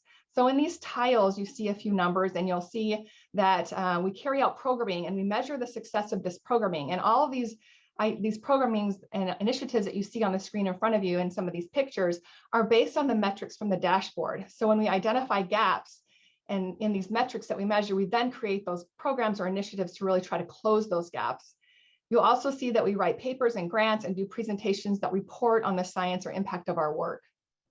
So the last thing on this slide is down on the right-hand side, where you can see some of our results since the inception of CWIMS in 2018. And you can see some consistent increases in the important metrics that we measure, such as women representation across the medical school, BIPOC faculty, promotion of women across rank and track, women leading search committees, and implicit bias training for search committees. So that is a small snapshot of the work that CWIM's done specifically around measurement and tools, and I look forward to your questions later on. Thank you, Dr. Birch. Next, we have Dr. Molly Carnes with the University of Wisconsin-Madison. Do you have my slide? Could you put up my slide? Great. Okay, thank you for selecting the University of Wisconsin-Madison for a Gender Equity Prize. Our intervention is the Women in Science and Engineering Leadership Institute, which began with an NSF Advanced Institutional Transformation Award about 20 years ago.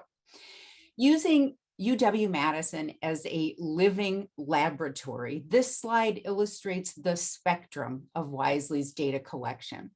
Some data have been collected as part of randomized controlled studies, such as the Breaking the Bias Habit study, in which 46 departments were randomly allocated to receive a 2.5-hour bias habit breaking workshop and 46 to remain as controls. Some data have been collected simply to evaluate Wisely's programming. Other data are a combination. For example, we conducted a quasi-experimental study comparing hiring outcomes in departments that participated in Wisely searching for excellence and diversity training for faculty search committees with outcomes in departments that did not participate. On the program evaluation side, Wisely runs several grant programs and developed a course for women in leadership in STEM. Consistent with the need for multi-level interventions to transform institutional culture, some of Wisely's interventions target individual behavioral change, some target policies and practices, and some support individual women faculty. Wisely also conducts the study of faculty work life, a longitudinal cohort study surveying all faculty, and there have been 6 waves of this survey between 2003 and 2019. This survey has provided outcomes for some of our experimental and quasi-experimental studies. It allowed us to study the effect of department climate over time on faculty productivity. You'll be pleased to know there's a positive relationship there. It allows us to identify programming needs, and then it also allows us to assess faculty's perception of the value of Wisely's programs. We review institutional data to assess progress toward gender equity goals, and we are continually reviewing relevant research to ensure that as much as possible, our programming is evidence-based. The figures on the next slide provide a few examples of Wisely's data collection. Institutional data on the upper left shows the increase in the number of women with named professorships in the 69 biological and physical science departments in the past decade. The upper middle indicates the increase in the number of women chairs in these departments since the beginning of Wisely. The upper right panel shows data from the Study of Faculty Work Life survey indicating continued growth and satisfaction of newly recruited faculty in their interactions with search committees since Wisely's training began. The number of women faculty of color was too small for a signal before 2019, but because of our success in recruiting women faculty of color in the last wave, we can also see that women faculty of color are similarly very satisfied with their interactions with the search committee. The bottom left figure indicates that the 46 departments randomly allocated to receive a bias habit breaking workshop had increases in the diversity of new faculty hires 2 years later, with no change or a reduction in control departments. And the figure on the bottom right shows data from the Study of Faculty Work Life, indicating that faculty in the 46 departments that received a workshop perceived a more inclusive department climate than faculty in the control departments, being significantly more likely to say they felt they fit in their department, they felt respected by their colleagues, and they felt comfortable raising personal or family issues. So thank you again for recognizing Wisely at the University of Wisconsin-Madison as an effective gender equity intervention. Thank you, Dr. Carnes, and thank you, panelists, for sharing your introductions, but also overviews of your current institutions and the great work that you're doing. My first question is, during your overviews, you covered a wide range of approaches, including surveys, internal and external led evaluations, interviews and dashboards, and more. Could you please tell us more about one or two of your approaches that have been effective at assessing and monitoring the outcomes of your institution's progress in fostering a gender diversity, equity, and inclusion? And we can start with you, Dr. Lopez. Thank you. Thank you so much. I loved seeing all of the panelists, my colleagues' data, because it really shows the impact of what happens when we're being very strategic and intentional, and data has to drive the decision making.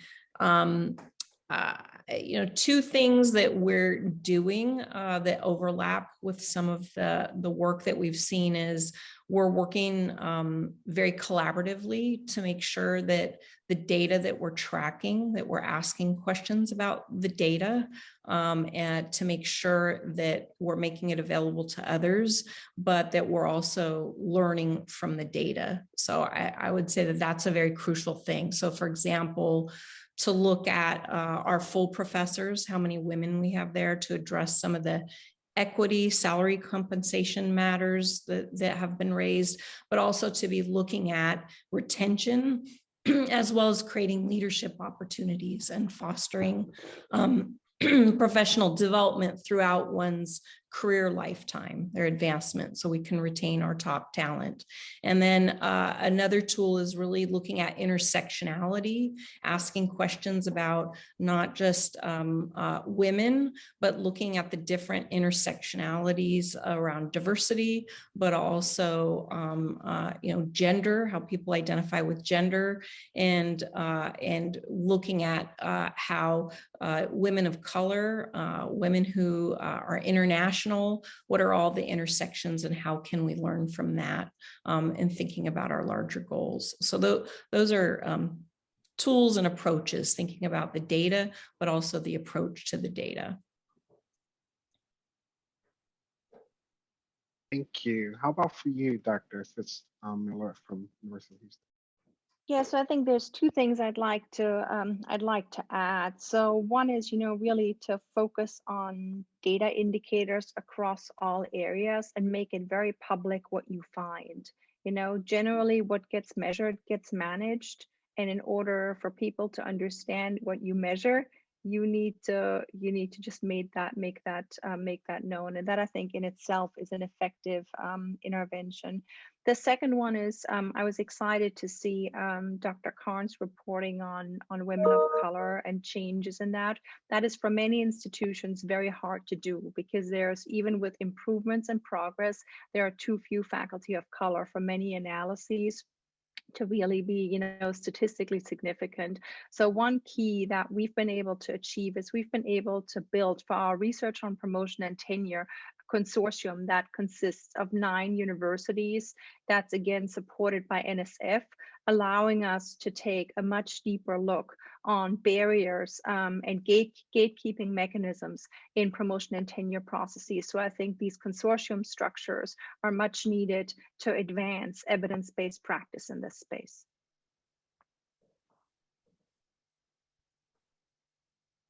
Thank you. Dr. Birch. Yes, I have a couple examples. I mentioned earlier that we use metrics to then drive programming, and I think that's a key point. So one example of some programming that was developed is in our program is that we identified this gap of women giving prestigious lectures such as grand rounds. And that gap was, a pretty large gap. And in order to close that gap, you have to create resources or infrastructure. So we created a distinguished visiting scholar mechanism in which we then, within our department's existing prestigious lectures, so if a department already has a grand rounds, we pay the honorarium for them to bring in a woman faculty to give that prestigious award. And so not only you're letting the metrics drive what you create as programming, and then reinforcing people for then doing the things that then increase the metrics and move the dial a bit on gender equity. Another example is, again, finding, similar to many places, a big gap in our promotion from associate to full, that there's a lot of work to be done there. And so our metrics show there's a big gap. And so one of the things that CWIMS is working on right now is we're engaging in focus groups with our faculty who have been successfully promoted from associate to full, and trying to learn more about what the barriers were, what were some of the successes that will then lead to creation of programming to help really make sure that bridge is reached early on in careers before it comes to a point where it feels beyond reach. So those are 2 examples of what I think are really key to, like, creating the metrics to identify the gaps, to then create programming and then measure the impact of your programming. Thank you for sharing that. Dr. Cohen, talk about at University of Wisconsin. So of course, institutional transformation requires multi-level interventions, but I would say one of our key interventions has been recognizing that if you want to change the cultural norms for behavior, you have to change the attitudes and behaviors of the people who establish the cultural norms, and that is changing the faculty. And so because, most of us have these sort of passively acquired cognitive habits based on being bombarded with messages about cultural stereotypes, we recognized we had to get our faculty to engage in changing their bias habits, if you will, or intuitive override, as it's called in judicial reasoning. So approaching these cognitive habits as biases, we, of course, everything we do is evidence-based. And so we, drew research from intentional behavioral change from health sciences and from counseling psychology and others, and developed workshops that would, again, have all features that have been shown to be effective in launching people on enduring behavioral change. And again, we drew research from multiple fields to do that. And so, as you saw, we were able to show that if you incorporate into a relatively brief encounter strategies that encourage motivated people to practice evidence-based strategies, it not only improves the department climate, it improves hiring outcomes 2 to 3 years later. So we really think, obviously multi-level interventions are important, but you will not change the culture of an organization unless you do have faculty intentionally change the behavior. So I would say that is one of our biggest, most effective interventions. Thank you for that. And if you have questions for the panelists, please don't hesitate to use the Q&A box to ask your questions. to our panelists. My next question is, what are some of the lessons you've learned in trying to utilize the tools you've discussed in order to measure and evaluate outcomes? Any words of wisdoms you would like to pass on to our guests who are listening? And we can start with Dr. Spitz. Yeah, I think one big lesson is that I think most institutions have more data that you can start this journey with than you might think. So there is really not always a need to I think there's benefit in doing it sometimes, but there's not always a need to collect survey data for everything. There is a wealth of data available in a lot of institutional systems that I believe is fundamentally underutilized to support diversity, equity, and inclusion. That ranges from salary databases, ranges to just faculty demographics, student demographic backgrounds. But there's tremendous power in linking those databases with one another and conducting driver analyses of existing data that I think in a lot of these initiatives could play an even larger role. Thank you. For you, Dr. Birch.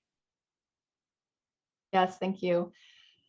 So I think one thing that became clear to us, I mentioned earlier when I was talking that this, what we call grassroots and grass tops approach, we've heard that in a few of the panels, but I think that is key also in measurement, because you want to make sure you're measuring things that speak to both, right? Both the faculty at that community level and then also at the leadership level. And you can find ways that these metrics will meet the needs for both. And so really getting a sense of what the community wants is really important. And as you do that, they also get more bought in and more passionate about the work that they do, right? And then at the leadership level, it helps them to look better, right? And to do their job better and to then help retain faculty or things like that. So a key driver, I think, of lesson learned is early on, like making sure you're getting feedback from both grassroots type of efforts and leadership so that those can come together. And most times you can find a way to connect them. They're not usually completely in opposition. You can find ways to blend them. The other thing at the real grassroots level with our individual faculty at CWIMS, we really wanted people who invested or worked at CWIMS at that grassroots level to benefit, and so that everything they might do in CWIMS could also advance their career. And so we try to make sure at that individual level too, that those key metrics of success for their own faculty success and promotion matter. And so we like to think that anyone who's involved with CWIMS somehow is also advancing their own career, whether it's through getting publications in CWIMS or part of grants, whether it's being nominated to serve on certain important committees or getting nominated for awards. At the individual level, it also really matters that those metrics are being measured and beneficial to CWIMS members, as well as that larger institutional level. So really being aware of both the community, the grassroots, as well as the grass tops. Thank you. Dr. Carnes?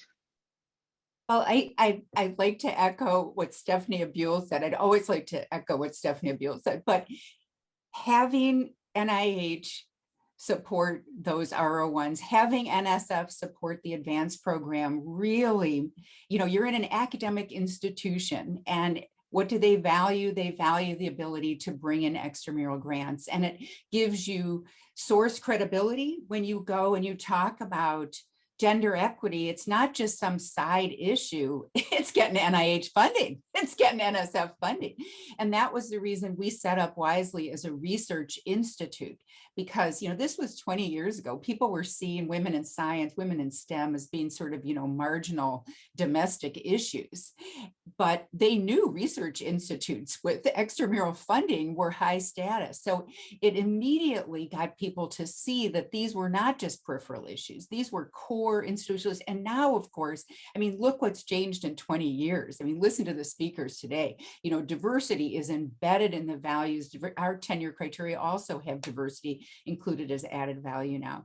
But I think a lot of this happened because people were able to drive these issues using some of the kind of traditional ways of making issues be viewed as valuable, not only collecting data and doing research as has been mentioned, but also bringing in extramural funding. So I could not be more grateful to NSF for the advanced program and NIH for funding this kind of research. Thank you. Dr. Lopez? Yeah, I want to echo that. I think about how I'm a first generation Latina student, now administrator, and I'm engineered to be here. And I'm still, if we look at the data points, part of a minuscule percentage in higher education. So we've come so far, and we have to figure out how to accelerate the rate of the work that we're doing. There's three things that I think about. I think about, to do this work, we have to retrofit, we have to revise, and we have to build all at the same time. So, that's a way to, look at the approaches that my colleague panelists have shared. For me, retrofitting, that's where the training and the professional development work comes into place. You're retrofitting your organization. The revision is on the policy and the culture shift work. You're really trying to revise the climate and the way that we're thinking and doing this work. And then the build is building your leadership structures, building your hiring, and also, connecting it to your mission and what you're building with your students, so that you can have that, that synergy of approach. But I think about that we're looking at our house, and we want our house built on a foundation where diversity, equity, inclusion, and belonging are central, and that we have to constantly, to achieve this house, and thinking about its 30-year impact in the future, and who will be coming in and out of the house, as well as become architects and designers and builders of future houses. We have to think about the revise, the retrofitting, and the building happening all at the same time. No, thank you for that, and great analogy and illustrating that. Do we have any questions from participants?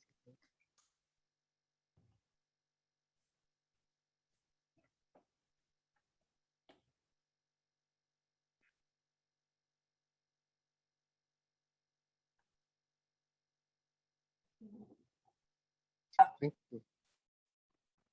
Looks like we have questions, but there might be in the chat, not the Q&A. Sorry, and no if worries. you have any questions, please direct them to the Q&A, but I'll read off the question. It says, hello, this is great discussion. I'm working on my dissertation on the challenges African-American women encounter in academia, preventing them from advancing to leadership positions at predominantly white institutions. My chair doesn't think there is enough data to support that women of color aren't on the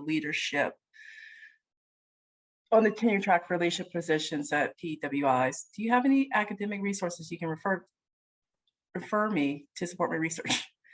Thanks for your time. Well, I would look at research from Donna Ginther, looked at NIH grants and found women. It was in academic medicine. She also has previous papers in science, Ginther, that Black women, and I believe also Asian women, were significantly less likely to be funded than other groups. Also, if you look at work, assuming tenure track means getting NIH funding, because they're pretty much correlated. I would also look at the paper. Carol Lee was the senior author. First author started with an E, but I'm forgetting it. But they did a very large recent analysis of getting NIH R01s, including pair matching 500 white and 500 Black applicants on everything you could possibly think of, and race stood out as being a barrier. Others may be able to think of more off the top of their head. If you email me, I might be able to think of some more. Yeah, I think another resource to look at is the NSF survey of earned doctorates, contains, long-term career tracking. And I think what you clearly see there is that the underrepresentation of women of color in particular across particularly STEM discipline persists. So I think that is an important piece of data, and there's further data that goes in the same direction from other entities within the National Center for Education Statistics that I think you'll also be able to support your interest in this research. And certainly there's a lot of work increasingly coming out that shows, there's racialized sexism and racialized gender bias in essentially all realms in STEM. There was just a paper that came out showing women of color are more likely to experience harassment from patients if they're physicians. So I think, again, off the top of my head, I can't give you references, but if you email me, I can give you references that'll get you started anyway. Thank you. We have one question that just come in. So as you know, buy-in is oftentimes hard to do and change is not often accepted up front. So how do you deal with faculty who don't want to play? Go ahead. I like the explicit nature of that question because it really gets to the heart of things. This is where I think it's, again, thinking about our institution as houses, we have to be really clear about our shared values, our mission, making this work explicit.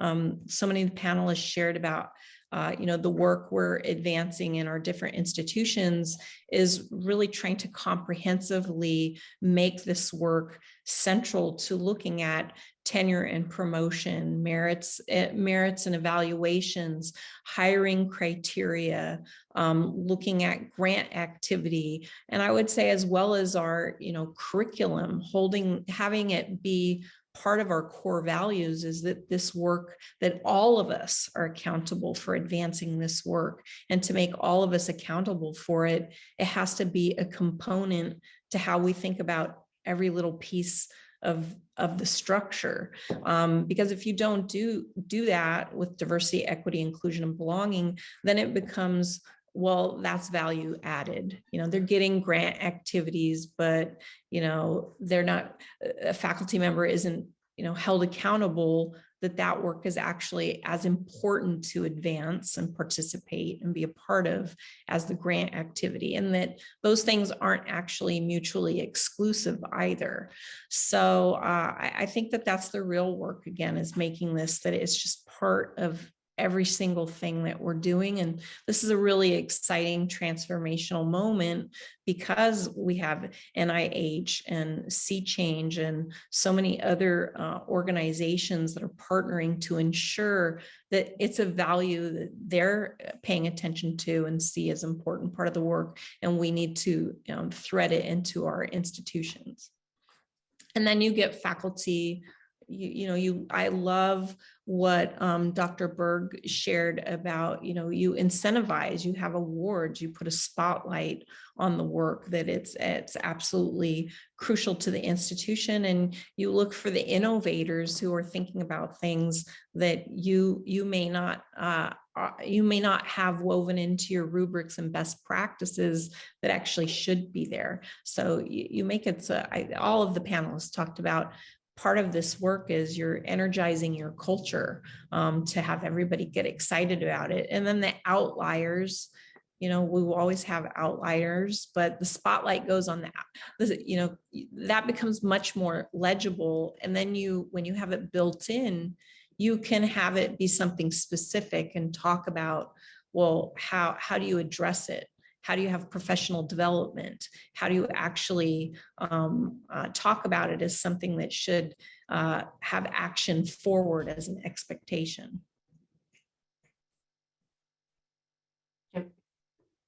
I don't know, others might want to say anything, but let's be clear, not all members of an organization have to engage in change for the culture to change.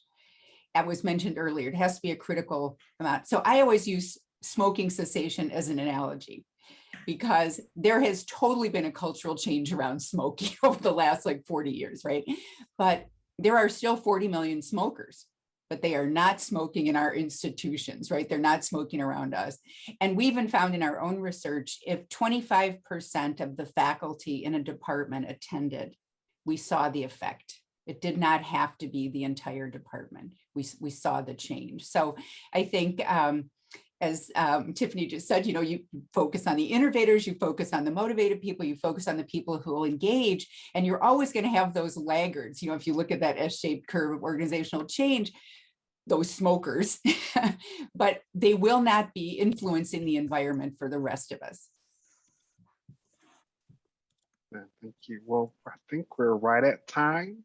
So thank you, panelists, for providing your insight, your data, and your overviews to help us make future interventions at our institutions and in our communities. And so I'll turn it back over to Dr. Donaldson. Thank you all for the, okay, all right, hi. So thank you all for being part of this panel today. And I'd also like to thank the moderator, Zach Thomas. So I'm gonna close out and share the graphic notes that were developed based upon the conversation that we had. Also, I would like to just point your attention to the chat. So there was an announcement that was recently published. So it's the Advancing Gender Inclusive Excellence Coordinating Center. So this is a funding announcement to support a coordinating center for the development of inclusive excellence that was recently announced on Friday. And there's the link for that FOA for more information in the chat. And we will, so please click on it and find more info. Next up will be Dr. Rita Caldwell after a 5-minute break. So we will have her present some information about the National Academy's report that was recently issued, and then we will close out the day. So thank you very much, and thank you all panelists for your time. We really appreciate it. Thank you for sharing your stories with us. Good afternoon again, everybody. It is my pleasure at this time to introduce Dr. Rita Caldwell, Distinguished University Professor, University of Maryland, College Park, and Johns Hopkins University Bloomberg School of Public Health. Dr. Caldwell served as the 11th director of the National Science Foundation. In her capacity as NSF director, she served as co-chair of the Committee on Science of the National Science and Technology Council. One of her major interests included K-12 science and mathematics education, graduate science and engineering education, and increased participation of women and minorities in science and engineering. Dr. Caldwell also served as president of the University of Maryland Biotechnology Institute and professor of microbiology and biotechnology at the University of Maryland. She was also a member of the National Science Board from 1984 to 1990. Dr. Caldwell has been awarded 63 honorary degrees from institutions of higher education, including her alma mater, Purdue University. Her numerous international awards include those from the Emperor of Japan, the King of Sweden, the Ambassador of France, and she is an honorary member of the Microbiological Societies of the UK, Australia, France, India, Israel, Bangladesh, and the US. She has also held several honorary professorships, including one at the University of Queensland in Australia. Of note, a geological site in Antarctica, Caldwell Massif, has been named in recognition of her work in the polar regions. Dr. Caldwell has held many advisory positions in the US government, nonprofit science policy organizations, and private foundations, as well as in the international scientific research community. She's a nationally and internationally respected scientist and educator who has authored and co-authored 19 books and about 800 scientific publications. In addition, she has also produced an award-winning film called Invisible Seas. She has served as chairman of the board of governors of the American Academy of Microbiology and president of the American Association for the Advancement of Science, the Washington Academy of Sciences, and she is also a member of the U.S. National Academy of Science, the Royal Swedish Academy of Sciences in Stockholm, the Royal Society of Canada, among other things. Born in Massachusetts, Dr. Caldwell holds a BS in bacteriology, an MS in genetics from Purdue, and a PhD in oceanography from the University of Washington. Ladies and gentlemen, Dr. Caldwell. Thank you so very much for the very kind introduction. I'm really pleased to speak at this event today and to have been able to hear the rich discussions on promoting diversity, gender diversity in faculty, and also the need for leadership positions in STEM and medical fields. These are topics that mean a great deal to me. Now, first, I would like to thank the Office of Research on Women's Health for organizing this really excellent event and for the invitation to share some of the key messages from the National Academy's report on promising practices for addressing the underrepresentation of women in science, engineering, and medicine, which the Academies released in February of last year. And this report was released during the beginning of the COVID-19 pandemic, yet as of a few days ago, it was in the very top 3% downloaded of all the National Academy reports.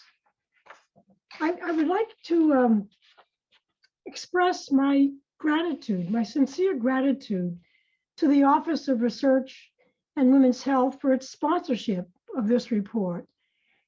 Clearly, it's receiving extraordinary viewing, and I hope that will please the NIH for their good sense in providing funding for the report. In addition, I'd like to recognize the office for their continuing efforts to foster diversity, equity, and inclusion through programs like this one that's in progress today. Now, after hearing all of the panel discussions today, I feel that whatever I might say is going to be redundant because many of the key messages and the recommendations in the report are not only related to the report, but the main themes you already have been putting into practice and with success.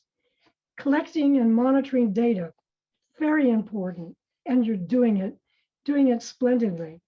Adopting data-driven approaches, that's absolutely key, and I've heard that over and over again.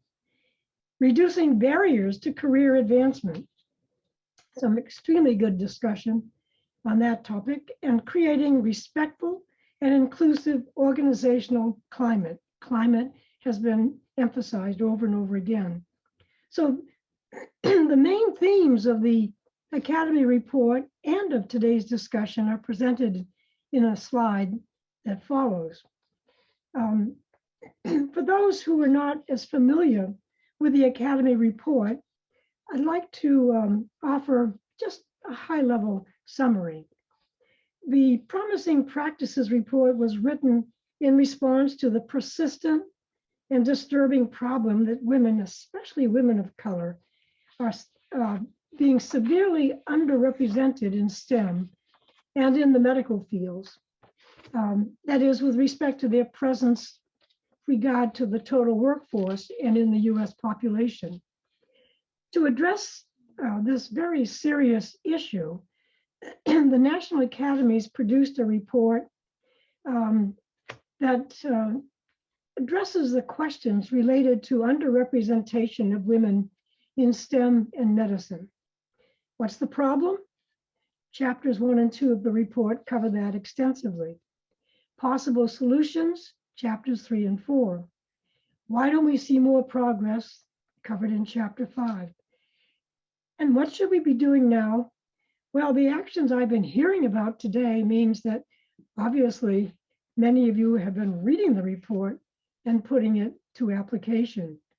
So like the spirit of this event today, the focus of the report is not on fixing the women, but on promoting systemic change in an effort to mitigate the structural inequities, the bias, the discrimination, the harassment that research shows that we as women, we know very well, significantly undermines the education and careers of all of us in science, engineering, and medicine, but especially women of color.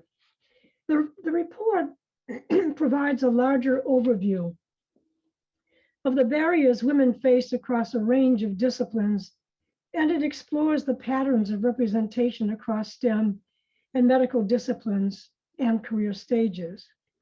Now, some of these practices are highlighted on the following slide. The primary focus, as shown, is on providing actionable guidance on how to improve the recruitment, the retention, and the advancement of women in STEM and medical fields. What has been gratifying is to hear so many of the promising practices covered in the report are highlighted in the program today. I've heard many of the suggestions exemplified and very successfully carried out. Because we've heard a lot about many of these promising practices in the discussion, I'd like to focus my brief presentation on the section of the report dedicated to why don't we see more progress? Or to put it another way, what are the organizational factors that serve as barriers or facilitators to achieve equity?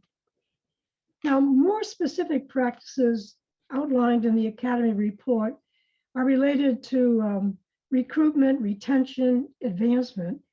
And these are from chapters 3 and 4 of the report, and they're very specific about job description, inclusivity, mitigating bias in interviews and evaluations for promotion, expanding networks of job candidates, providing mentorship and sponsorship, promoting interest and engagement in STEM classrooms, and a lot more. But I'd like to present some thoughts, perhaps homilies, from personal experience, and that's shown on the next slide. These are lessons learned from my own life, which I share in my book, A Lab of One's Own. So if I may have the next slide. It's not personal, it's the system. It's important for women to train ourselves. That is, to be sure to take control and not allow circumstances to control you. To form a posse. What is a posse? It's a group of at least 3, preferably more, like-minded friends who can make the worst situation tolerable, or at best tolerated, and can actually offer actions to take in your discussions and interactions. And to think beyond academic science, we should be applying best practices in business as well. And actually, this is really very important because much of the funding of NIH, NSF, and other agencies is being put to translational science. And this means that we should require diversity on boards of companies that are spun out of university research, and it's usually federal funded research. This is a staggering conundrum.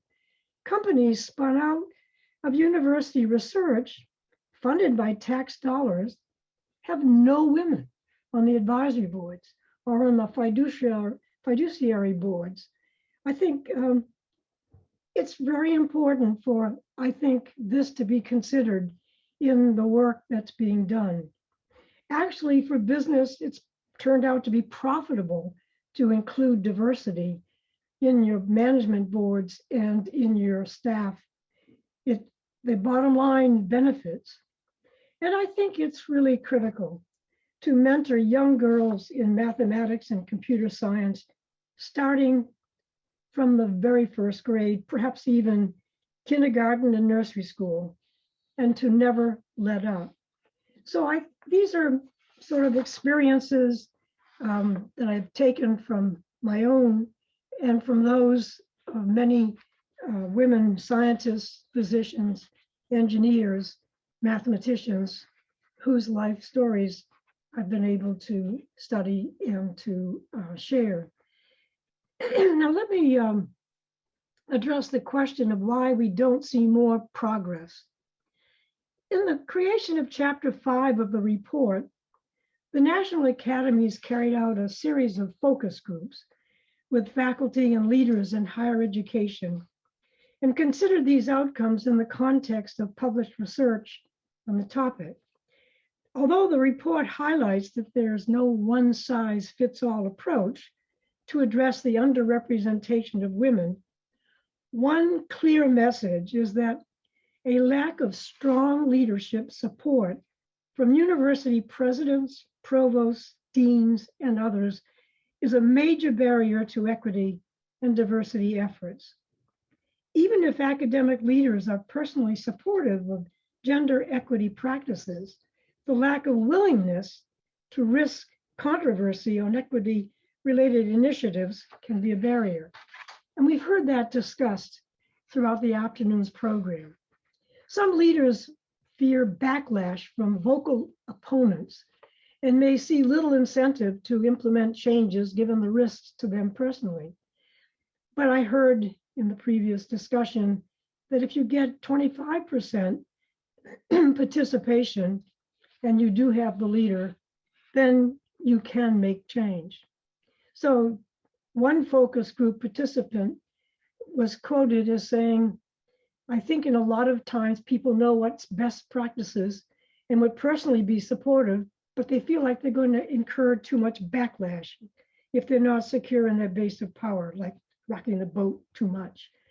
They don't want to do that. Why am I going to go out on a limb to do this? There's no real incentive for me to do it.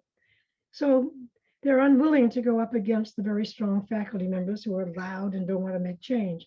So here is what needs to be addressed. And I think what I've been hearing today is that the leaders of the advanced programs and the NIH programs understand this and have been able to deal with it very effectively. But leadership transitions are another point of vulnerability. Although new leaders may be committed to change, they often bring new agendas to advance, and they may give attention to existing policies or practices or policies of their own they want to advance. To quote one group participant, and may I have the next slide? There used to be a feminist statement to married women. Most women are only one man away from welfare. I feel like a lot of these programs are only one man away from existing. I hope every day that the provost is not out looking for jobs, because I don't know what will happen to a lot of programs. Even if you think it's institutionalized, it's really not institutionalized. It's all very vulnerable. It's still peripheral. In my book, I talk about the importance of leaders institutionalizing the reforms to make them last, to make them go beyond one dean or one vice president or one president, and using the data collection and monitoring to promote accountability. And I've heard this being spoken about today, so it is being incorporated. I share the example from an annual supercomputing conference, which attracts 12,000 attendees, most of them male, unfortunately. The conference organizer had never collected their demographic data or tracked it over time. This was John West, the 2016 chair of the conference. He had institutionalized demographic demographic data collection, and the conference was able to track the data over time and thereby to improve the number of women involved. The quote is illustrative of, I think, why it's so terribly important to promote data collection and accountability. Leaders need to set aside adequate resources to support equity and diversity effort. When it's perceived as an extra workload kind of thing, you're willing to do the extra work if it's your passion. If you have one person with a passion to do it, they'll figure out a way to do it. But then it's extra work for them. They don't get any kind of release. And then it goes away if they leave. But I've been hearing today that making awards and recognition and the fact that the kind of programs that you have been organizing and running are funded by NIH, by NSF, by other agencies. That gives it cachet and it gives it a kind of significance that is clearly important. Now, when money is allocated to equity work, as it's vulnerable to budget cuts and reappropriation. So one participant in this survey offered an example illustrating the potential for funds to be misused in such arrangements.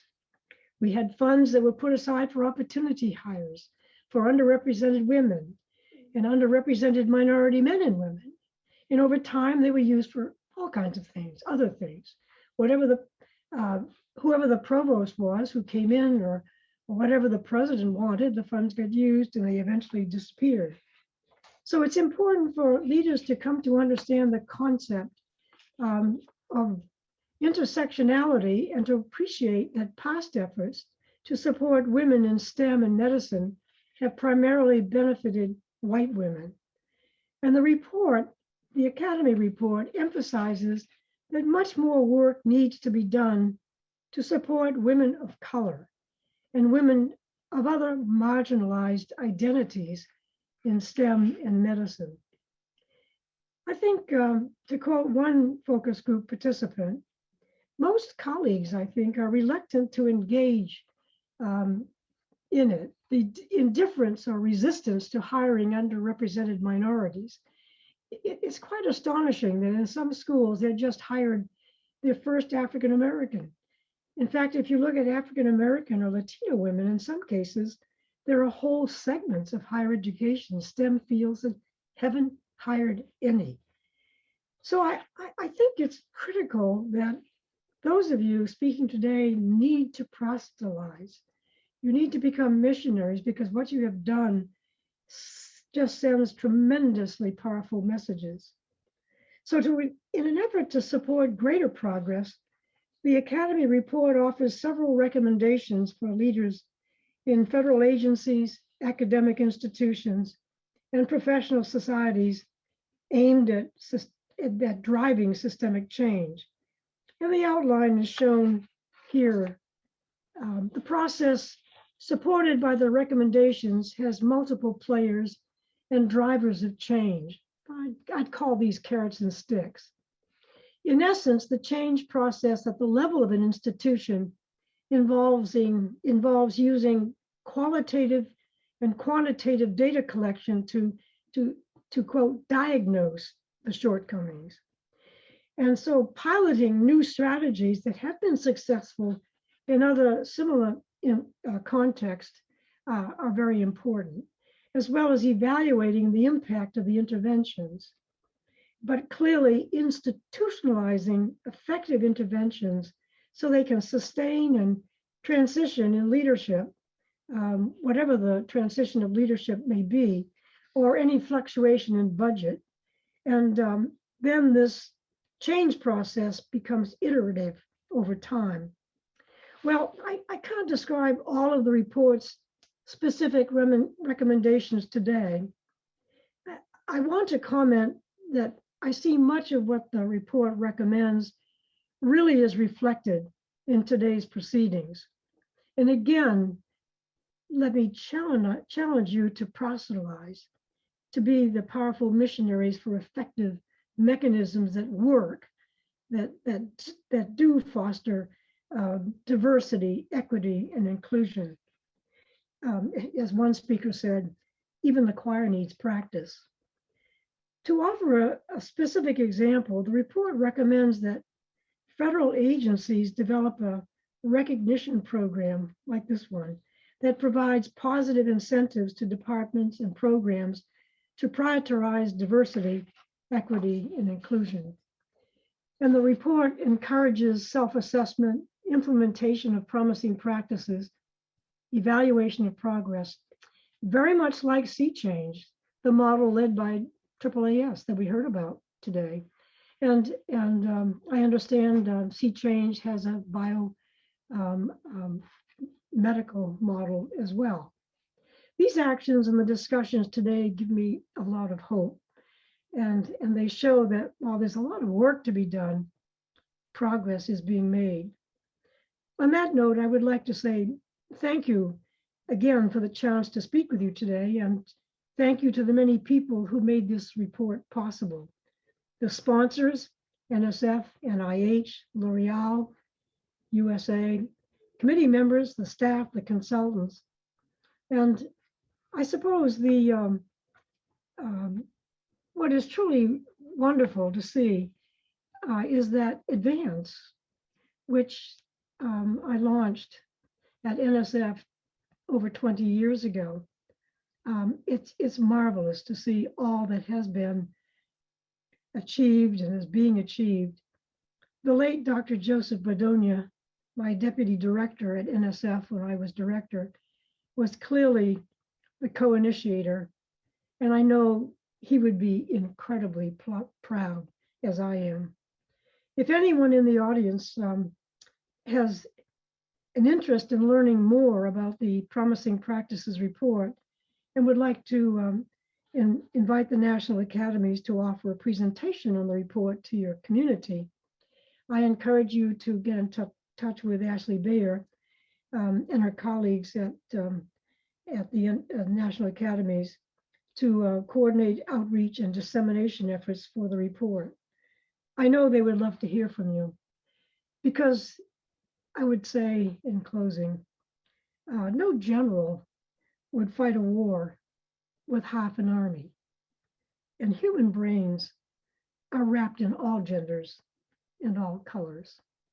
Thank you for the opportunity to speak to you, and thank you for the wonderful work that you are doing. Thank you, Dr. Caldwell, for your pearls of wisdom and sharing your amazing experiences. So, dear friends of the ORWH and the friends of women in the biomedical workforce, we would like to express our gratitude that you have spent your time with us today to celebrate the achievements, to celebrate the achievements of the prize winners of the Challenge Award, which are the colleges and institutions which have on their own attempted to achieve gender equity in the academe. Over the years, a major effort of the ORWH has always been to enable women to achieve their full potential. And ORWH has continually devoted resources and funding to achieve this goal. One of its projects, as was mentioned by Dr. Caldwell, was to support the NASM study that was just discussed. The report came out with a series of recommendations, some of them directed towards federal and funding agencies, such as the NIH, and some directed to universities or other entities over which NIH had no authority. Recommendation 8 from that report tasked federal agencies and private foundations to work collaboratively to recognize and celebrate institutions, colleges, and universities that are working to improve gender equity. So the Challenge Prize is a direct response to this recommendation. It was initially proposed by the NIH-wide Working Group on Women in Biomedical Careers. And we were very happy to have received many meritorious applications, which indicates to us that yes, institutions are aware that this inequity exists. And yes, some of them were compelled to do something about it. We are even happier to note that their efforts have been effective and that changes in the right direction is being achieved. providing this opportunity for recognizing institutions that have proactively undertaken these efforts towards gender equity on their own, and for many without a grant to fund them, gives us a lot of cause for optimism. From these submissions, we have learned that most of the recommendations that were put forward by the Promising Practices Report are actually being implemented, as Dr. Caldwell noted. For example, all of the awardees have responded to recommendation 3 in that they examine and analyze their institutions' particular challenges as far as recruitment, retention, and advancement of their female faculty were concerned. They did regular reviews and created metrics by which to measure and track their progress. Many have dedicated resources to carry out research on the climate in their school and use this information to shape policies and practices aimed at promoting an inclusive climate and supporting underrepresented groups such as women. Employed at the institution, women employed at the institution, and this was recommendation 4. All of them responded to recommendation 5, which is to adopt actionable evidence-based strategies that directly address the gender gaps in recruitment, retention, and advancement. And they also put practices in place to prioritize, reward, recognize, and resource equity, diversity, and inclusion efforts appropriately, which was recommendation 7. And also good to note was that many of the approaches they undertook are scalable, transferable, and applicable to various institutions and settings. The NIH on its part, and particularly the Office of Research on Women's Health, also pursued various initiatives that attempted to make our female biomedical workforce progress slowly towards a level playing field. For example, we had the continuity supplements, which are administrative supplements given to first-time RPG awardees or K awardees, and are designed to support women during critical life events, including childbirth. The re-entry supplements are intended to bring back trained women scientists to the biomedical research workforce after a career interruption brought about by family responsibilities. These are often faced by women. The reintegration supplements, which are new, provide an on-ramp for female scientists and also males who are adversely affected by unsafe or discriminatory environments, including those due to sexual harassment, and enable them to transfer or integrate into another more supportive research environment. Then we have a NOCI on sexual harassment, which is intended to fund interventions designed to change the culture and to mitigate or eliminate sexual harassment. This is tied to another funding opportunity announcement from the NIGMS, which is funding research on interventions that promote the careers of individuals. And most highly relevant to this Challenge Prize Symposium is the publication last Friday only of a new funding opportunity announcement called Advancing Gender Inclusive Excellence, or the AGGI program, a new funding mechanism envisioned to provide a coordinating center where institutions wishing to effect gender equity can explore strategies, approaches, and interventions aimed at addressing institutional systemic changes that will help women attain leadership positions in the academe. This FOA addresses a suggestion which was made today during one of the panel discussions on reducing barriers through institutional changes. Strategies such as the ones our winners have employed will be assembled into a toolkit that will enable other centers to implement their own gender equity efforts. And pilot grants are envisioned to be issued in the second year of the award. So please make note of this FOA, and I hope you can ask your colleagues to apply to this announcement. It has a due date, which is coming up in 60 days, so we would appreciate your disseminating the information. Again, thank you everyone for sharing your experiences. The information you have shared will be put to very good use in the future so that women across the country and hopefully also across the globe, as we have international participants in this meeting are able to reach their full potential as educators and scientists. Thank you. We would like to thank the following people who have been highly instrumental in putting this Challenge Prize Symposium together and shepherding this initiative to the finish line. Thank you, everyone.